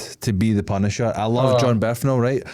And I think that's a great casting for the Punisher. But Frank Grillo, see if you watch Purge 2.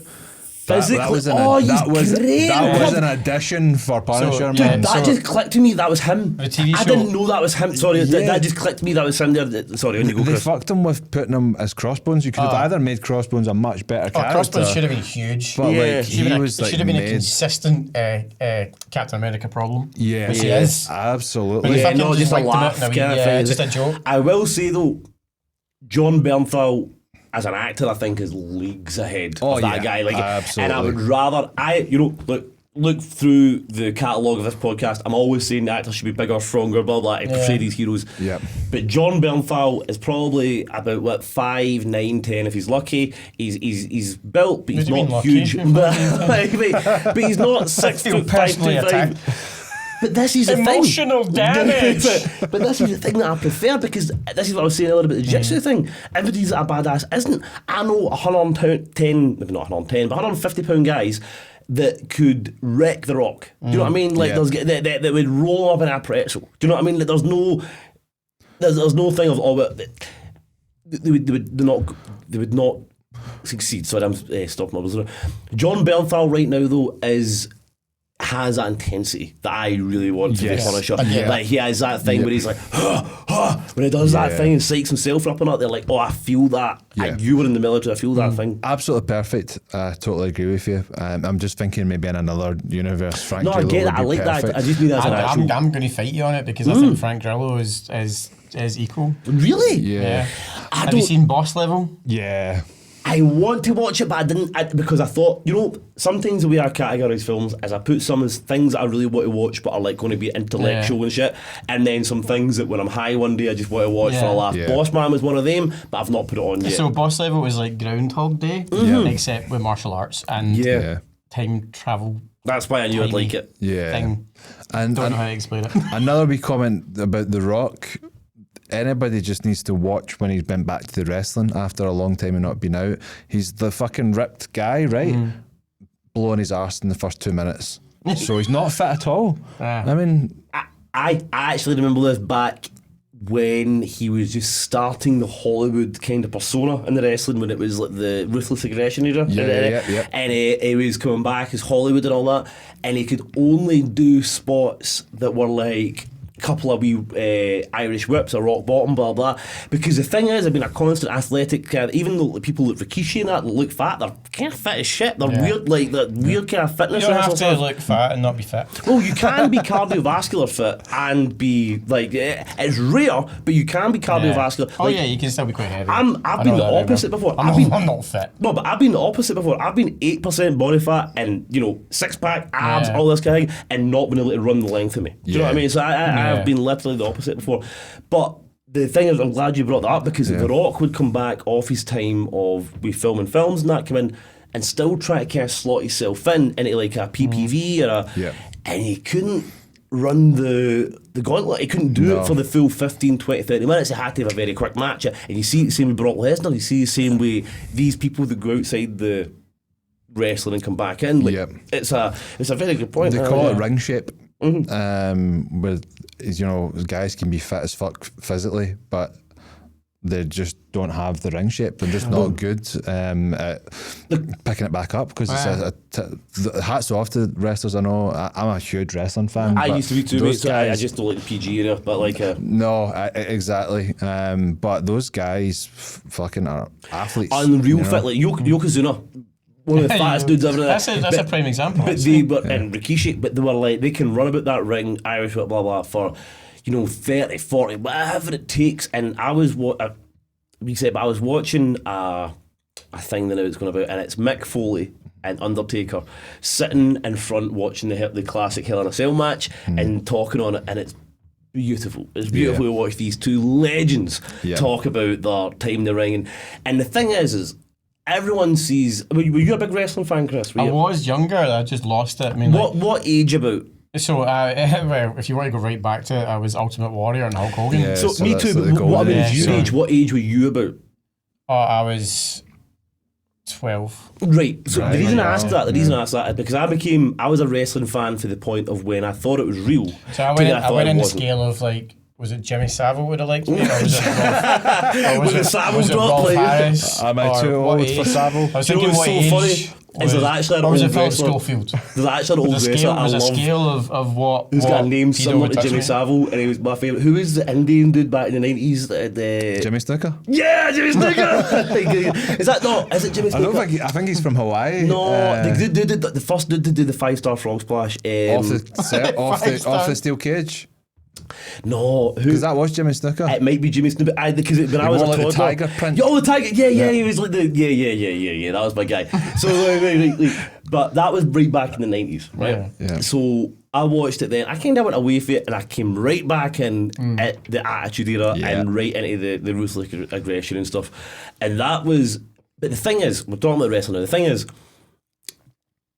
the line between what's fake and real isn't as pronounced as people think who watch wrestling and go, well, that's just all fake, right? Because GR, who announced the wrestling, said it the best in one of the wee cutaways that used to have to tell kids not to do it at home. Yeah. And it always stuck with me as, all right, folks, people might say about wrestling being fake or scripted, but you can't fake falling off a 20-foot ladder. Yeah. You can't. You can't. And when you watch, so this brings me to what I was saying about watching Mick Foley and The Undertaker talk about their classic Hell in a Cell match.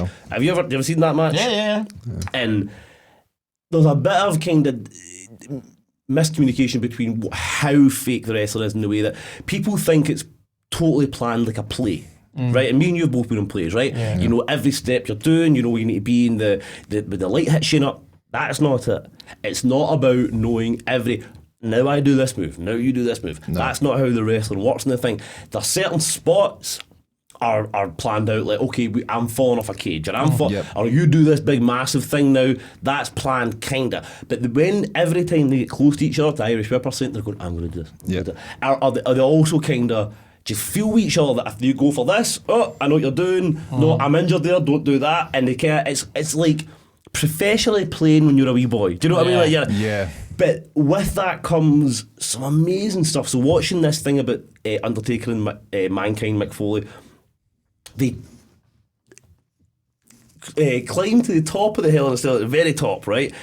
Undertaker had a broken foot. They go up there and Mankind knows he's begged Undertaker to throw him off the Hell in a Cell. It's 60 feet up. Undertaker's like, you'll die, dude. I don't want to do that to you. Blah, blah. So they all this, please, I can take it. They get up there, he's like, you ready? And he throws him off the thing, and it's one of the most, to now, 2023, remembered moments, and it happened the first 5 minutes of the match. The rest of the match goes on. But when you see these two legends speak about it, and you're realising the conversation they had through it, the improvisation they're going through it isn't just, now I do this, now they're talking to each other, and he's like, when you said that to do that to me, I'm like, fuck no, and they do it in this kind of trust with each other so much that it's like, that is a beautiful art. That's a beautiful art that has kind of been lost now with the PG era, I think, but it's a beautiful But thing. there's so many layers to it, and I don't want to go off on too much of a tangent. I know we have already, sorry, but like, you know, there's a lot of stuff that people don't know. That the guys have storylines that they build up in their together. It's like a full arc of a story.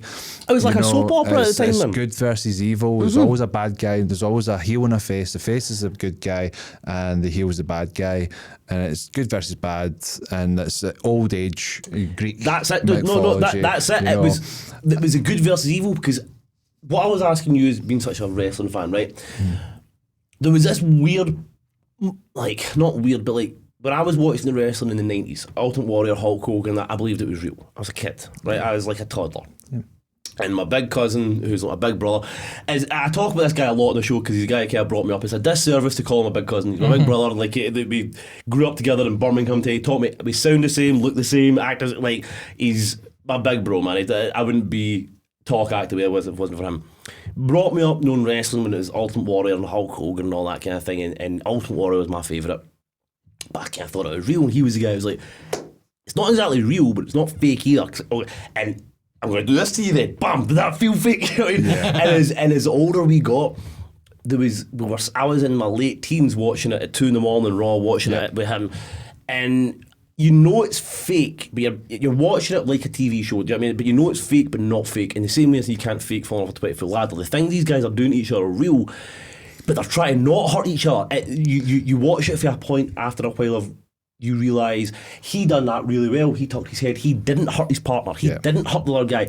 It's more like watching a theatre. Do you know what I mean? It's like you realise what they're doing well rather than, oh, that's fake looking, that's it. So then when they pull off some massive stunt, you're like, oh my God, that is, you know what I mean? And then you're also a part of your brain into the storyline of it. It's a very weird medium, I think, but you can watch it knowing it's fake. It's like when you go to the theatre, you know that Romeo and Juliet are Romeo and Juliet, but you buy into it for that moment. And if you ever go to a wrestling event and see them setting up a ring, you know, it's planks of wood. It's the mat is about that. You know, the carpets in here are thicker than the mat. Really is. I've been slammed on them before. It really fucking hurts. I said to the same cousin on top of it, I remember we had I'm glad you brought it up, because we're watching Raw at 2 a.m. one night, right? We're just taking over your podcast.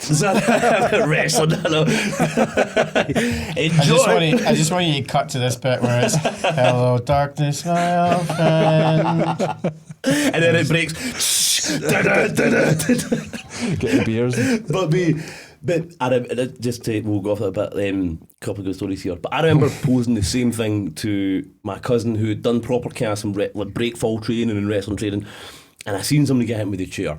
And I was like, yeah, but they're fake aluminium chairs. And the look he got on his face, he was like, all right, okay. So we were watching the wrestler. He took the cushion off a couch, the bit you sit on, not the bit that you would lie on, right? And he took it off and he went, yo, you think that chair's soft? Okay. Right, over my head, it compressed my motherfucking spine. And I was like, and it fell over. And he's like, yo, imagine that had been steel. He's like, on front like that, and I'm sitting there with my fucking compressed spine, like, can you help me?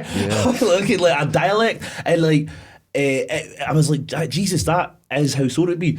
Just to follow on that, same guy that taught me how to take a punch in the face, because he said to me, he's about 17 stone, trained fighter. I was a 15-year-old, but like 10 stone, 11 stone. And we played this game every week whilst watching the wrestling. We was watching Raw. Shout out Sean, love you, man. And he would say, put your guard up here, with a boxing glove. Now I'm going to punch you full face in the face. And this 17 stone monster would punch me in the face, full force. Trained fighter, by the way.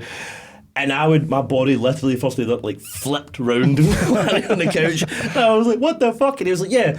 But now nobody's going to hit you harder than that. When you're like, no 15-year-old's going to hit you. It was right. Shout out to him. But the same thing with the chair. Do you know what I mean? It's the same thing. It's like these things that we watch and we go, oh, well, that's fake. It's not fake to the dude with like Mankind, Mick Foley of the match we're talking about, literally get his tooth broken, shot through his lip and in his nose. Oh, and then nice. one of the famous pictures is when he comes through all the thing and he turns into the camera smiling with his tooth through his nose.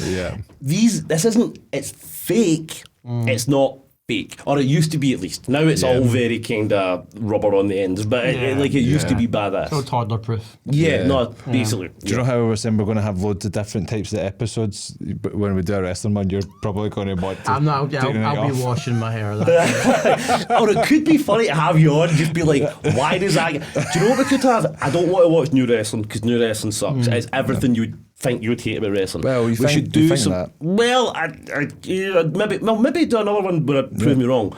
But if we watch Stephen Crowder. Don't tempt me. See how much I speak about politics sometimes. Is it wrestling? Wrestling's not gay. Prove me wrong. Undertaker's the best. Prove me wrong. Attitude Era was the best time ever. Prove me wrong. But like, actually, I'm not even too far off from wrestling. But like, it would be actually quite funny because if we showed you some episodes of how the wrestling used to be, 1998 to 2005, something like that, and you'd be like, oh my mate, an old age pensioner had sex with the strongest man alive at the time, big massive black dude called Mark Henry, and this girl was in her 80s, and they gave birth to a hand. Rooney? They also put an 8-year-old woman, The same one, off the stage through tables onto concrete. Quite a lot. And she choke didn't slammed die. her and beat the shit out of her. And then, but the thing is, she was pregnant to the big dude, and she gave birth Are to a we hand. actually in like Wayne Rooney's like fantasy zone? Did he pay for this entire episode? Of WWE? Wayne Rooney probably Rooney's just watches saying, "What's that Geekified? That Geekified, you know?" WWE Network circa 1998. But what I'm trying to say is, mate, I watched something the other day. Vince McMahon, this is how unwoke the wrestling used to be. Vince McMahon, I remember watching this at the time. This wasn't even the Attitude Era, this was more the Ruthless Aggression Era, but this is how fucked up it still used to be.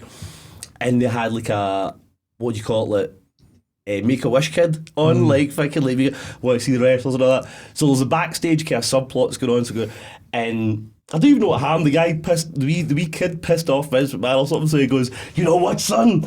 I'm going to take you a ride. It sounds creepy enough already. And he takes the kid in his wheelchair, wheels him out the room, and throws him down the stairs. And you hear the kid going, ah! And he goes, ha ha! Best wrestling. That was the wrestling. That was the Make-A-Wish kid went to go get a thing for the wrestling and throw it down the stairs and laughed at. We used to have brand panties matches. We used to have, as I said, 8-year-old women giving birth to hands. We had weird shit, and it was awesome. Every week. Every week. Yeah. When I watch this episode back, it's going to be a difficult wank, but I think I'll get Yeah, I get good links for you, don't worry about that. I said that shit. it. Major sidetracked into wrestling. I want to talk about something a wee bit darker, a little bit more serious, and a little bit more focused. Awesome. So can you tell me why you think, it's obviously very up to date just now, and obviously it's a little bit more serious. Can you tell me why you think that Barbie is going to sell more than Oppenheimer? I can. And can you tell me and can you tell me why Barbie is going to win more awards than Oppenheimer? You're first. I can take, well, first of all, because I'm literally Ryan Gosling. It's literally me. Like, I will go watch a film with me in it, obviously. So I'm going like, that's why. Oh, right. But, and less of a joke, that kind of thing, the internet of like that, like the Ryan Gosling. Surely we've seen it. The car. I'm Ryan. I'm Ken. I'm Ken. I'm Ken. The thing about Ryan Gosling himself, but this kind of Sigma male thing, like from all the films he's been in, Blade Runner 2077, Drive, all these things, there's a kind of online joke of, I don't know, you mean he's literally me, I am Ryan because there's all these characters that a lot of us love, Patrick Bateman, Tyler Durden, like the guy at Drive, that people... Especially, I know what it's like because I did it when I was a teen. Like, you can't go, oh, I'll take that personality. That's my new personality, right in my back pocket. And there's that kind of joke now where it's like, oh, yo, new personality downloaded. You know what I mean? It just dropped. You know what I mean? So Ryan Gosling happens to be a lot of these characters. From Blade Runner 2077 to, you know what I mean, Drive to the other ones and that.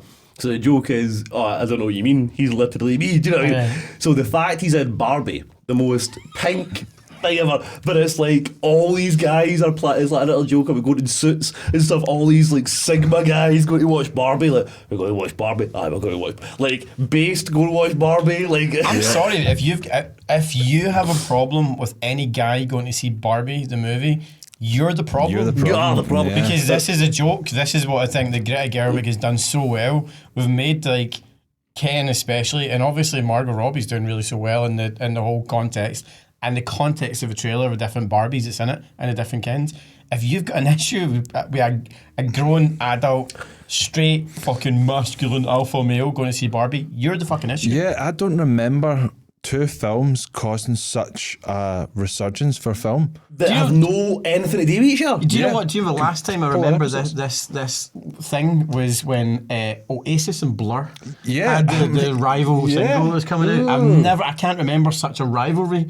It was so contested. But I really so- hope Barbie's like 4 hours long just to compete with Oppenheimer. I hope it's actually changed and it was actually Nolan directed Barbie and Greta Gerwig's directed Oppenheimer and it's all been a That'd be the massive best flip. psyop ever. That's the one I'd be up for, Absolute man. fucking flip. But see, if we also had a 4-hour introspection thing of like Barbie and Ken, it becomes really dark. I swear to God, I love See it. Ken driving like through these wee pink mobile. Like, Yeah. The t-shirts have been amazing. I think we shared it on one of the pages. It was there was a complete split, and it's like one side pink and it says Barbie, and then the other side is dark grey and it says Oppenheimer. So it's Barbenheimer. Across the whole thing. So one half split. I'll show you it. I'll see, sometimes this is the kind of thing that makes me love the internet, right? Yeah. Yeah. And then my mad conspiracy brain goes, or is that the psyop? Is like, has this been pushed to put Oppenheimer? Because why are Oppenheimer and Barbie? But why these two films? No, I seen can't that, picture it in my head. But why are these two films the ones that are? Because so many films go on the same night. Yeah. Really, why are these films two opposed? Like, I was going to say a clever word and I forgot because I've had too many drinks. But like the thing they oppose. Do you know what I mean? Like, why are these?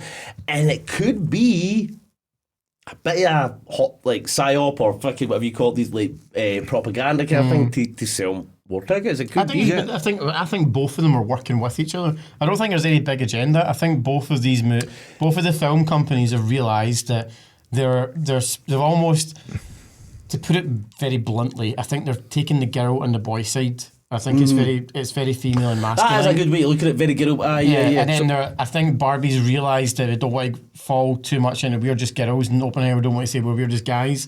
And I think Barbie started it, and I think they've basically went, well, actually, we're both. And Oppenheimer's disagree. came out, even Christopher Nolan's went, you should go see both. Yeah. I it's- disagree with that, but what you were going to say?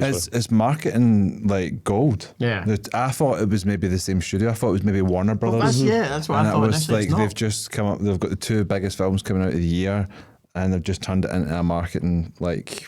Genius level, like, Yeah. absolute genius. But at the same time, it gets people going to the cinemas. I don't give a Yeah, fuck. exactly. You know, like, Yeah, listen, my dude, I'll not say his name, but my dude who loves all that kind of Joker stuff was like, so we're going to go see Barbie, and I was like, Dude, I've literally discussed this. I am going to see, and this is the question, right?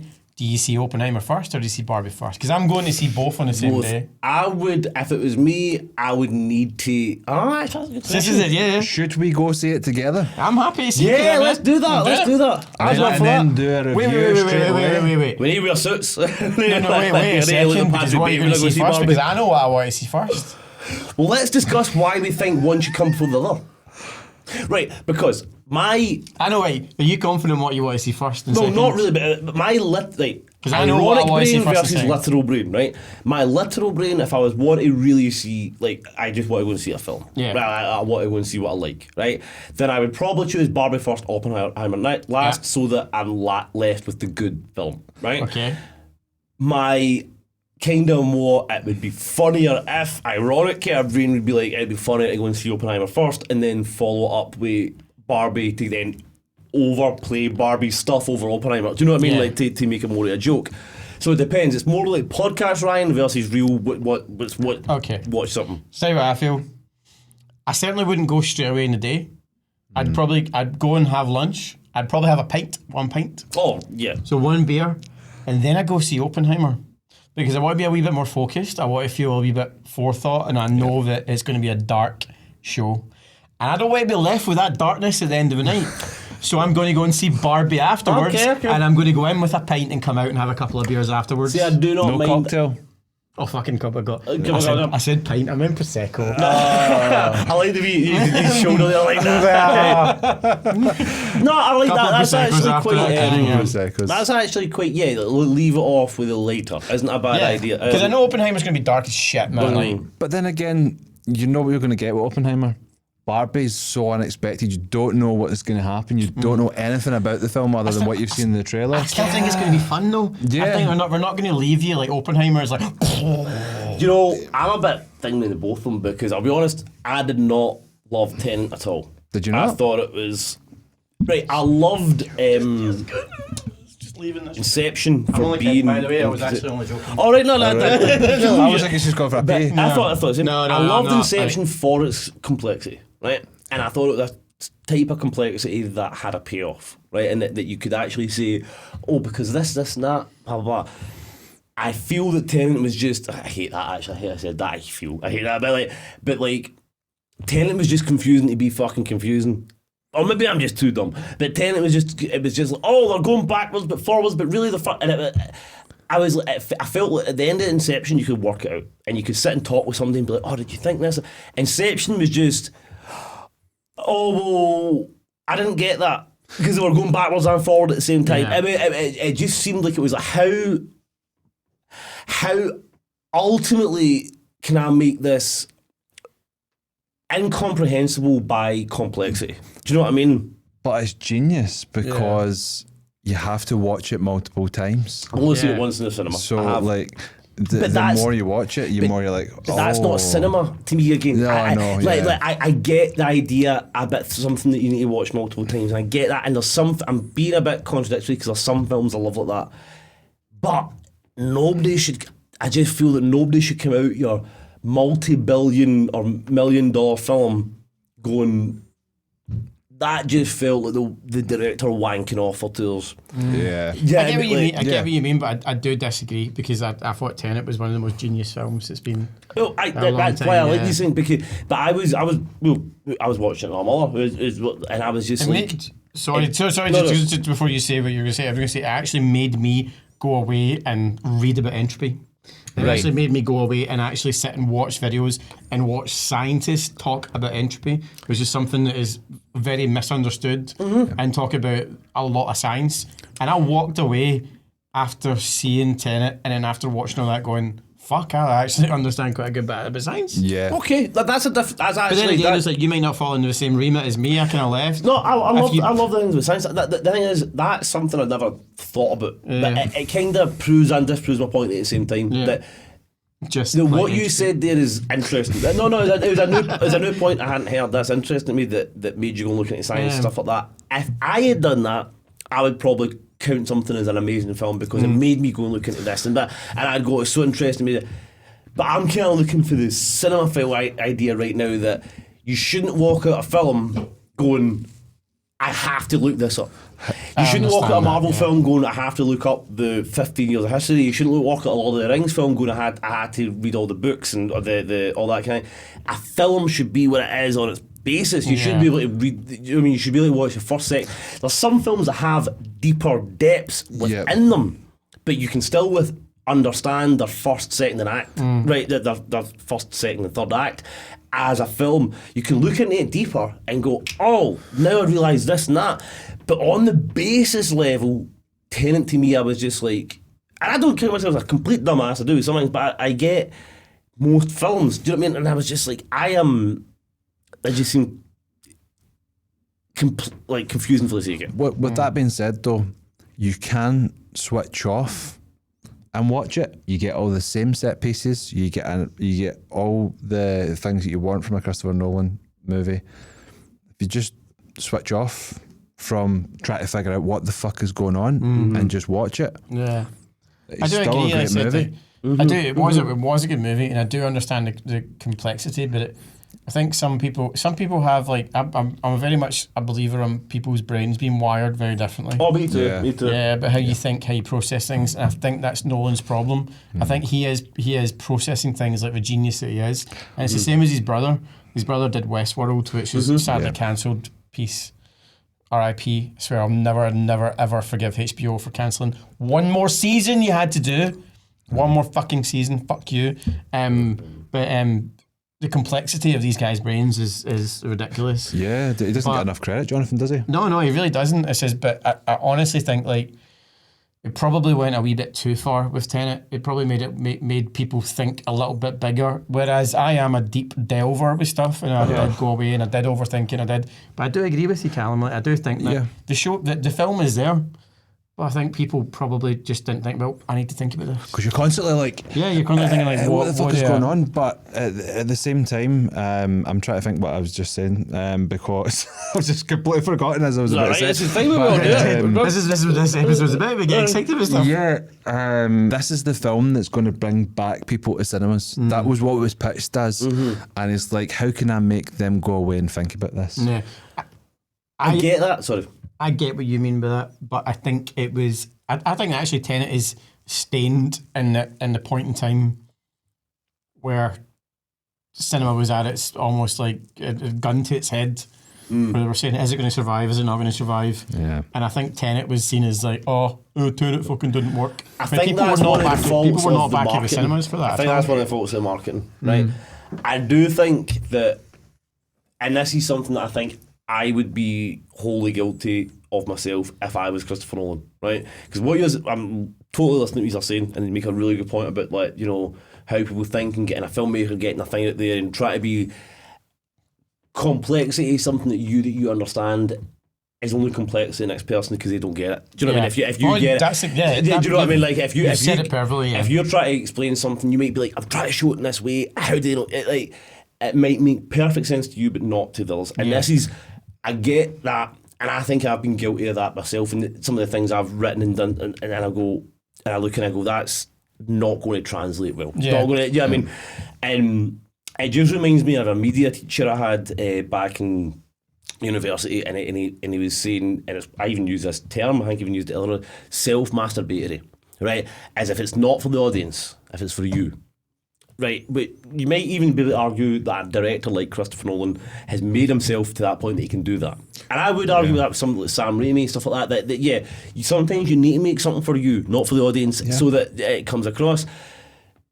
But I think that can get mixed up in the way that if you've been given so much praise, been given so much kind of thing of, you're awesome, everything you do is great, blah, blah, that then the lens of, but I'm still making this for somebody else, the criticism bit kind of lens kind of disappears, and you become Taika Waititi making Thor: Love and Thunder. Do you know what I mean?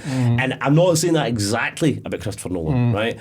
I just felt that in Tenet, that I was like, this is a film for you, dude. I Do think, you know what I mean? I think he's earned that. Maybe totally.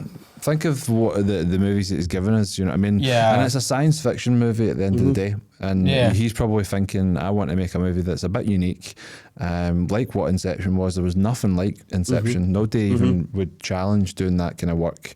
And he's thought, I'm just making a really good science fiction movie that's going to get talked about, and it's going to leave people believing the cinema. But he knows fine well what he done. He's made it overcomplicated. No, I'd actually... The dude literally sat with a German scientist for about 3 weeks. Yeah.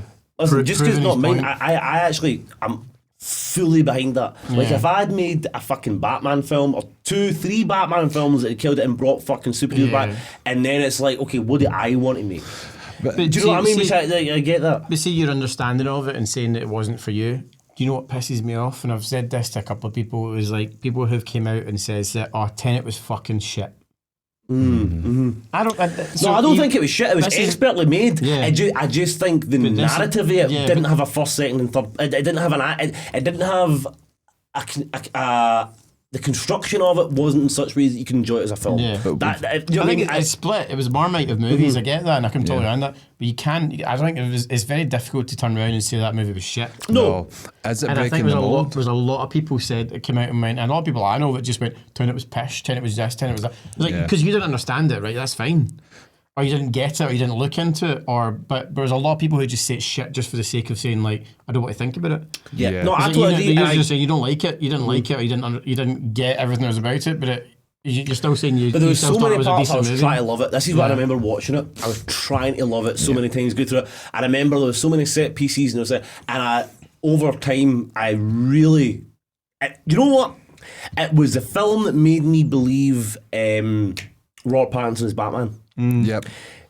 Even though I wasn't enjoying the film and completely, I was watching him and I was like, this is an amazing performance. Not even a Batman performance, but I was like, if you can pull this off to what I thought you were, I believe you could pull Bruce Wayne off. I was like, so it made me believe that I want to see him as Batman because I really liked that character. Yeah. By the end of it, I was let down again because I felt the character had no payoff.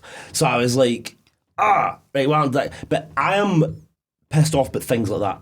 I felt certain threads had no payoff. I felt certain, like, if you were to ask me right now, what is Tenet about? I would be really stuck to tell you. Do you know what I mean? Some weird shit about time going back and forward at the same time, whilst people try to fucking. Do you know what I mean? It's about entropy. But what I mean is, but fuck entropy and science as a film. Yeah. You should be able. If somebody says, "What's the plot of your film?" you should be able to tell them. If we were going to a production company or something now, and if we had an idea and we were speaking and we said, people said, "What's your pitch?" and we said, "Don't really know," but like, yeah, I think this is where I think he's probably muddled it. I don't want to go too deep because we're obviously getting to the end of the podcast, but I think he has literally sold it on the basis of entropy.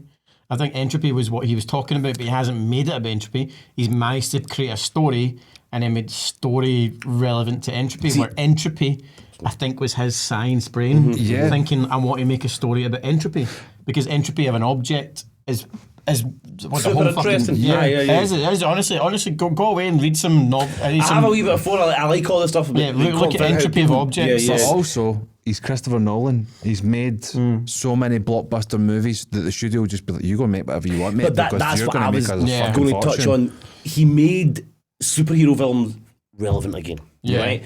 When you bring that to Hollywood, Sorry, I'm just going to thank you, Nolan. no, he Yeah, did though. absolutely, Like, absolutely. he You made Batman, you literally made superhero this films film. relevant. He brought them into the new age that they weren't like.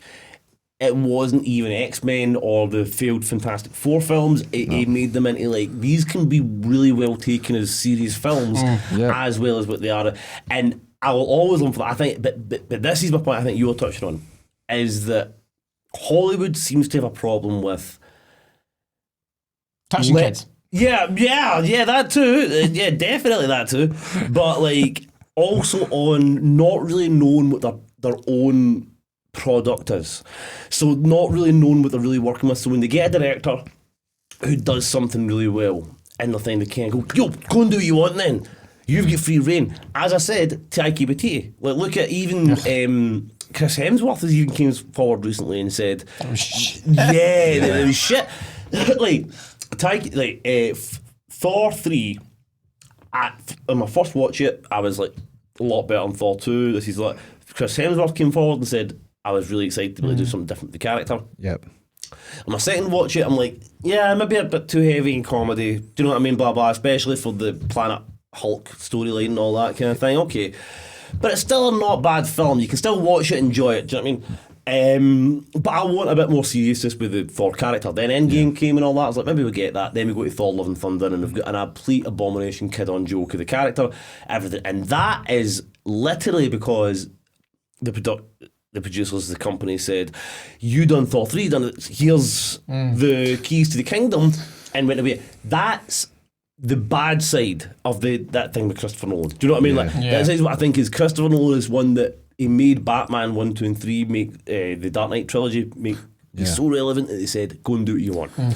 He got to go and make Inception and Tenet. Inception killed it, so then he got to make Tenet. For me, Tenet didn't work, Inception did. But it's that kind of thing. It's like, okay, well, if you've got a vision, go and do it. Go and do your thing. Sometimes it works, sometimes. But Taika Waititi shat at the bed. I don't think creators need sometimes to have their own carte blanche. I think they need to be reined in. But I also think like Christopher Nolan's Batman franchise introduced people to films like Memento. And then Prestige, and then people start to watch a lot more of his stuff, like The Following, and then they start watching something else. So their love of film just starts growing. So he's brung you those the Dark Knight trilogy, which was just fantastic. I think there's not very many people that don't like them. No, 100%. You can count flaws in them, but there's no exactly. It either got people into superheroes again, or it got people into film again, or like more like art house movies, which is kind of what he did. Yeah. Got me into superheroes again. Yeah. 2005, when Batman Begins came out, is when I phoned my cousin, the same one I talk about, going, mate, there's a Batman film out, but it's kind of realistic. It's like how Batman It's would not be. George Clooney. No. No, literally, because I was even speaking to him about this all day. I remember always loving superheroes and stuff, but I was a weird kid that I had some comic books I had more aliens comic books than I did superhero comic books. Do you know what I mean? Like, literally alien xenomorphs kind of thing. Yeah. And I always remember liking superheroes, but never specifically liking one superhero. It wasn't like the Flash, Superman, blah blah. I just liked the idea of having superpowers and super. So even something like the Terminator or something like that counted to me as superpowers. Like something that ilk. Do you know what I mean? Yeah. Whereas some of the things was to wearing your pants over your spandex. Do you know what I mean? For me, Yeah. The older I got, the more I got to appreciate that. But like, there's a. I kind of lost my train of thought, but there's totally lost my train of thought. Actually, That's totally all lost my right. train of thought. I'm going to lead you into your last topic, which is going to be the quickest topic. We've only got a couple of minutes left. A couple of minutes not left, so we're well over. This is a super podcast. This is an A or B topic, so you can have A or have B. Ironically, it's the start of the both topics, so you can have A or B. B. I'll go B, man. That's the. B. Oh, you almost actually talked about aliens. Oh, God damn it! Sorry. Aliens. Yeah, so what are we going to get? I'll do it. I'll talk about it anyway. So good. Daniel Kaluuya has recently come out and said he's working on a Barney movie, which was the B. Barney the Purple Dinosaur.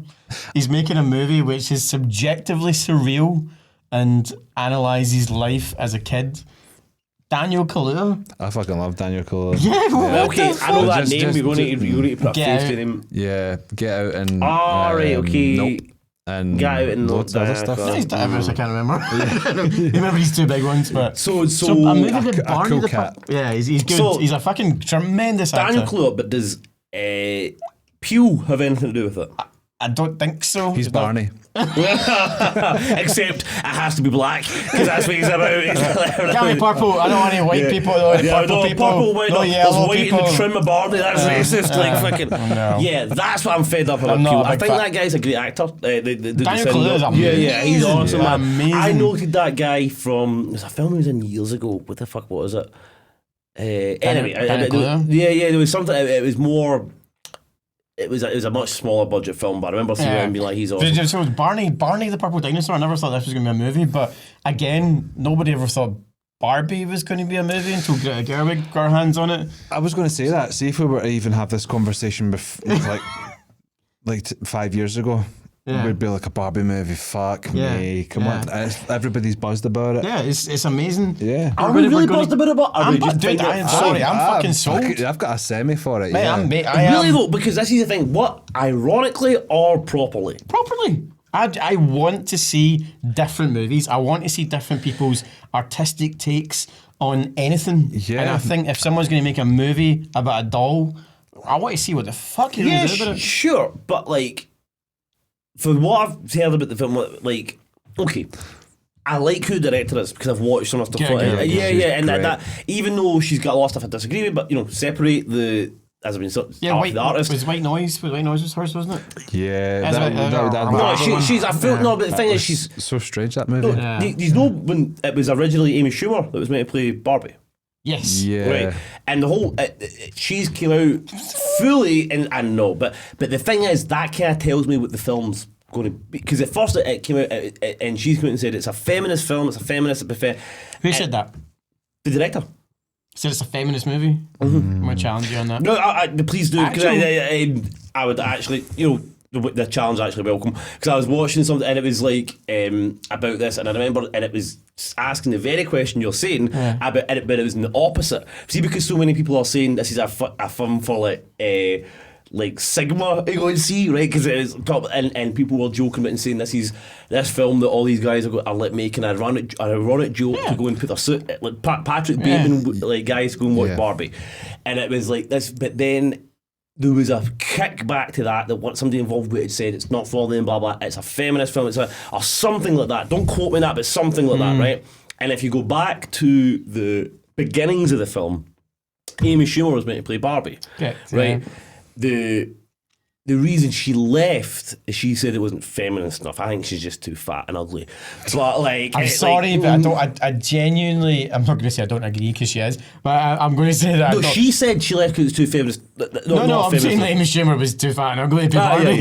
Barbie needs to be a beautiful woman. I'm sorry, Barbie's a beautiful doll. But maybe that would have been a more interesting movie if she wasn't. No, but that's more of the pushing. Is that what they were going for? I think they have to. Barbie has to be a good-looking woman that plays it. Barbie is Margot Robbie's a perfect thing for Barbie, right? Correct. That's what I would assume who's going to play her. The thing is, we've not. So it's kind of the similar thing with Indiana Jones, right? Dude, let's not go too deep. And don't know what's left in the cutting room floor and what's left on the actual on print, right? Because it's went through so many kind of amalgamations. Yeah. But when one of the things, and this is my daft idea, but that annoys me when we're talking about it, is we're talking about Ken as a character and Ryan Gosling, who's literally me, but like being the character, and they're like, but Ken isn't really a character. Ken's just a prop. Ken's just a this. And this is the way literally director talks about it. She's like, because Ken, it's great that Ken can exist in this world of Barbies, that he's just really, he's a prop. And I'm like, reverse that terminology. And you've got you can't say that. Like if you, I don't mean you literally can't say that because you can say what the fuck you want. Yeah. But if I was making an Action Man film and I said, well, the woman that he's saving isn't really a person, she's just a prop. She's just there to continue the Barbie story, which literally Greta, whatever her name is, said recently about Ken being in the film. It's like, well, this is just another feminist film. But the one thing for me that's got me interested is Ryan Gosling, because he picks interesting. But he's not going to pick a feminist movie. Does he? No, but I just mean he picks interesting projects. But that's what I'm kind of like. If he's signed on to it, they could have got anybody to play Ken, some fucking model. You know what I mean? To just sit there and be like, I'm more black-pilled than you. I'm questioning the feminist line. I am. I'm pretty confident because I think I would fly up on my radar very, very much a lot quicker. I think this is the thing. This is a. Because I'm not like, I am a feminist on the basis that people should be created equal. Women are men. No, women and men are equals. There's no indiscriminate way. No. I do believe that women can't do certain roles in life. They can't do like fucking oil rig working. They can't do massive like fucking. No, they can't. I just heard somebody in the comments. I held the collective. But it reminds me. Guys are more pertinent at doing massively heavy duty lifting and all that. It's not a sexist thing. So we're not equal. No. But this is not what I mean. I don't mean equal. Hold your fucking Schumer mouth. I'm not saying that. I'm saying we're all equal on the basis of what we can and can't do. That's what I'm saying. What I would say. Yeah. I don't think we're equal at all. A dark circle. But no, we are equal in the way of we're all humans, in the way of like what's respect and that. But we're not equal in the way. I'm not equal to my mate who's a footballer. I'm not equal to my mate who's a basketballer. I'm not saying that. No, but what I mean is, like, I can't play basketball as good as him. I can't play football as good as him. I cannot fight as good as my MMA little cousin is a fucking trained like professional fighter. The same way Ronda Rousey could fucking whip your ass. We'll see about that. But like, I'm joking. But yeah, probably. Ronda, if you're watching. But it depends.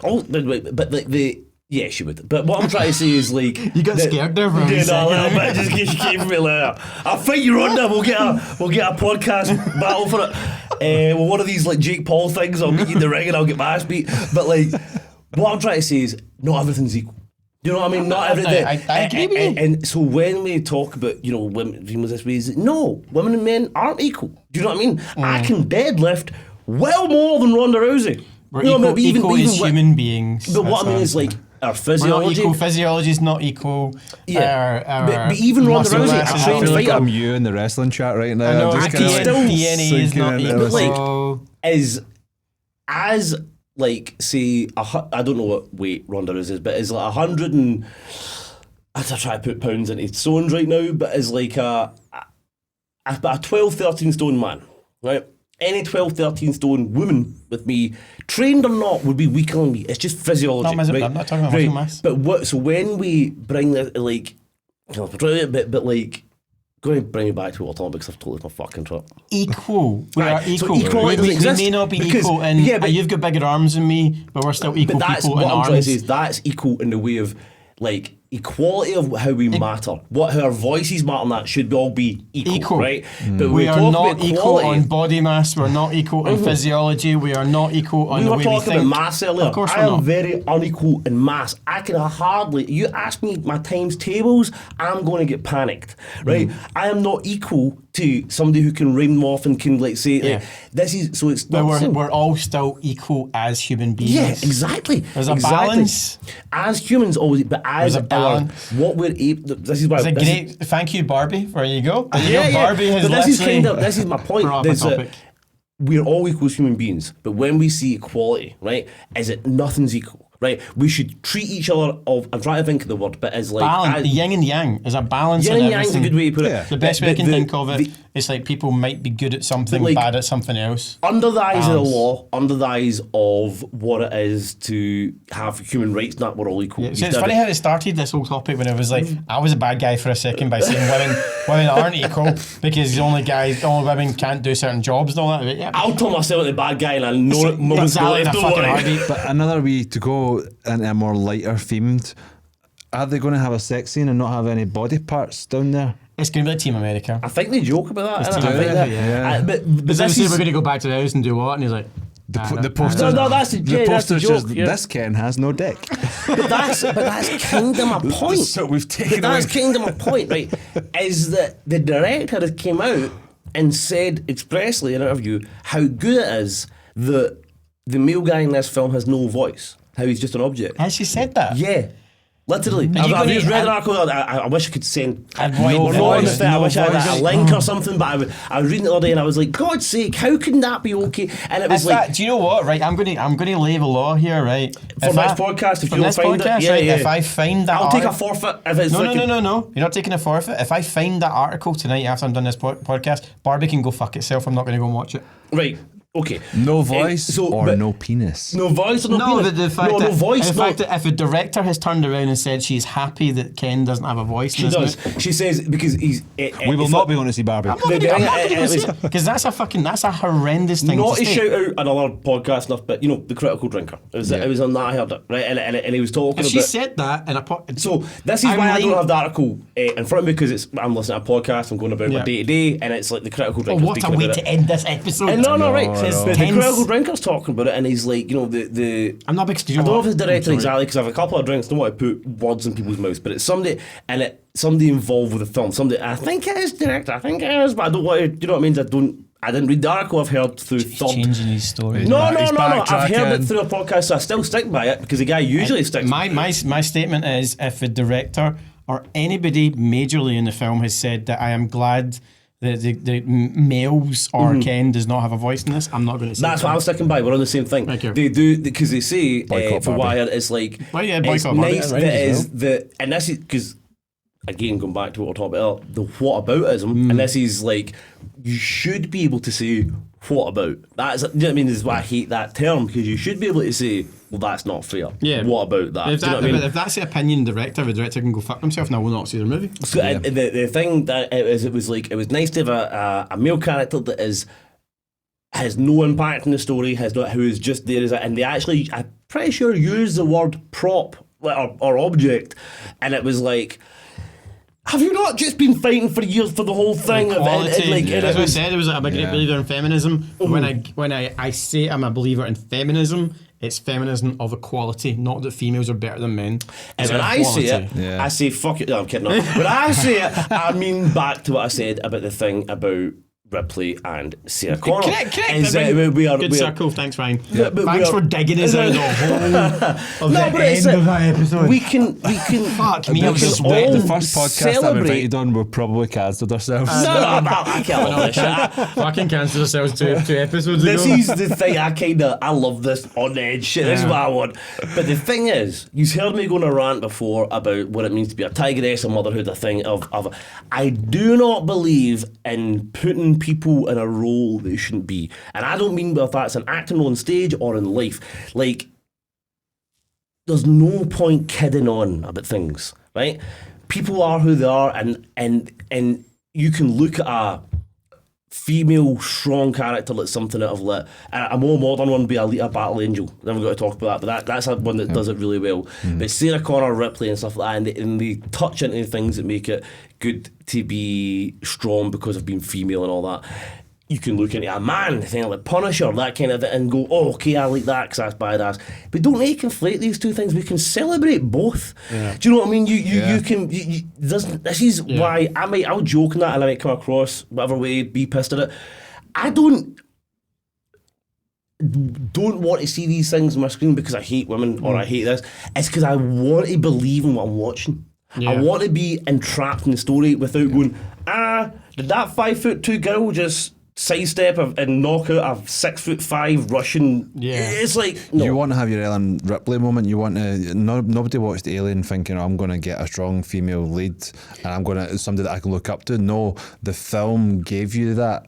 You know, and the story served the purpose. And we all love Sarah Connor and Ellen Ripley. You know what I mean? Like, it's, and Starbuck and the other thing. Yeah. And other, like, there's so many others. Like, that is the first two that come to my head. But Sidney Prescott. Exactly. Sidney Prescott. Exactly. We said the president of Battlestar Galactica. There's so many other ones as well. Can't remember her name. And another one I'll do before we end this podcast, I would like to add in, you know, there's a lot of female characters that are really strong as well without having to shoot anything or blow anything up or down. Because that is kind of a, you know, testosterone fueled thing. You can be strong by holding down a family, by having by being a single mother or hold down like a whole family or one of these dramatic movies. These are strong women characters. You can have something where a woman character has dealt with, you know, the most abhorrent shit in the end of the earth, maybe sexual abuse, rape, whatever, so many different things, abuse by the law, whatever. Erin Brockovich comes out there and there. That's a strong woman character. You do not need to make these characters Ben in disguise. What's a wholesome way to end a very tense 5 minutes? Yeah, I've been holding in a pee for about 40 minutes. Yeah, I know. Was it tense for you? I ain't tense as shit. I like this shit. It was good. It was good. It says, but I will leave you with one topic we didn't manage to finish off with. Stanley Tucci came out and said that he's an actor and you can play any role. He was referencing gays playing straights playing gays, and that fits 90% of what we've been talking about tonight. Any actor, it's called acting. That's specifically what he says. You can play anybody. That's the whole point of being an actor. Yeah.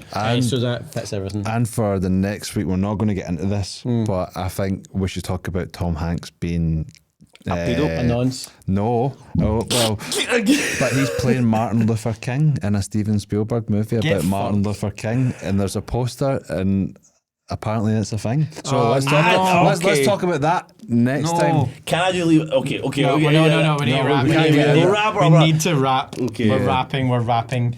There you go. Tom Hanks is putting on blackface. This is the longest episode we've ever done. I enjoyed it. I'm fun, so man. sorry. Callum, I feel like you can see the depths of depravity we've went into. I think he's depravity filled next to his. This is why we keep it to an hour. You can see why it's not been an hour. Well, how about this? What? Ask the audience. Did you like the idea of a more long style kind of thing? Did you enjoy it? If you didn't, would you rather we stick to an hour and keep it kind of concise, or did you enjoy the kind of more ramping on and kind of thing? Yeah, I don't have 2 hours every week to do this, so keep it to an hour, please.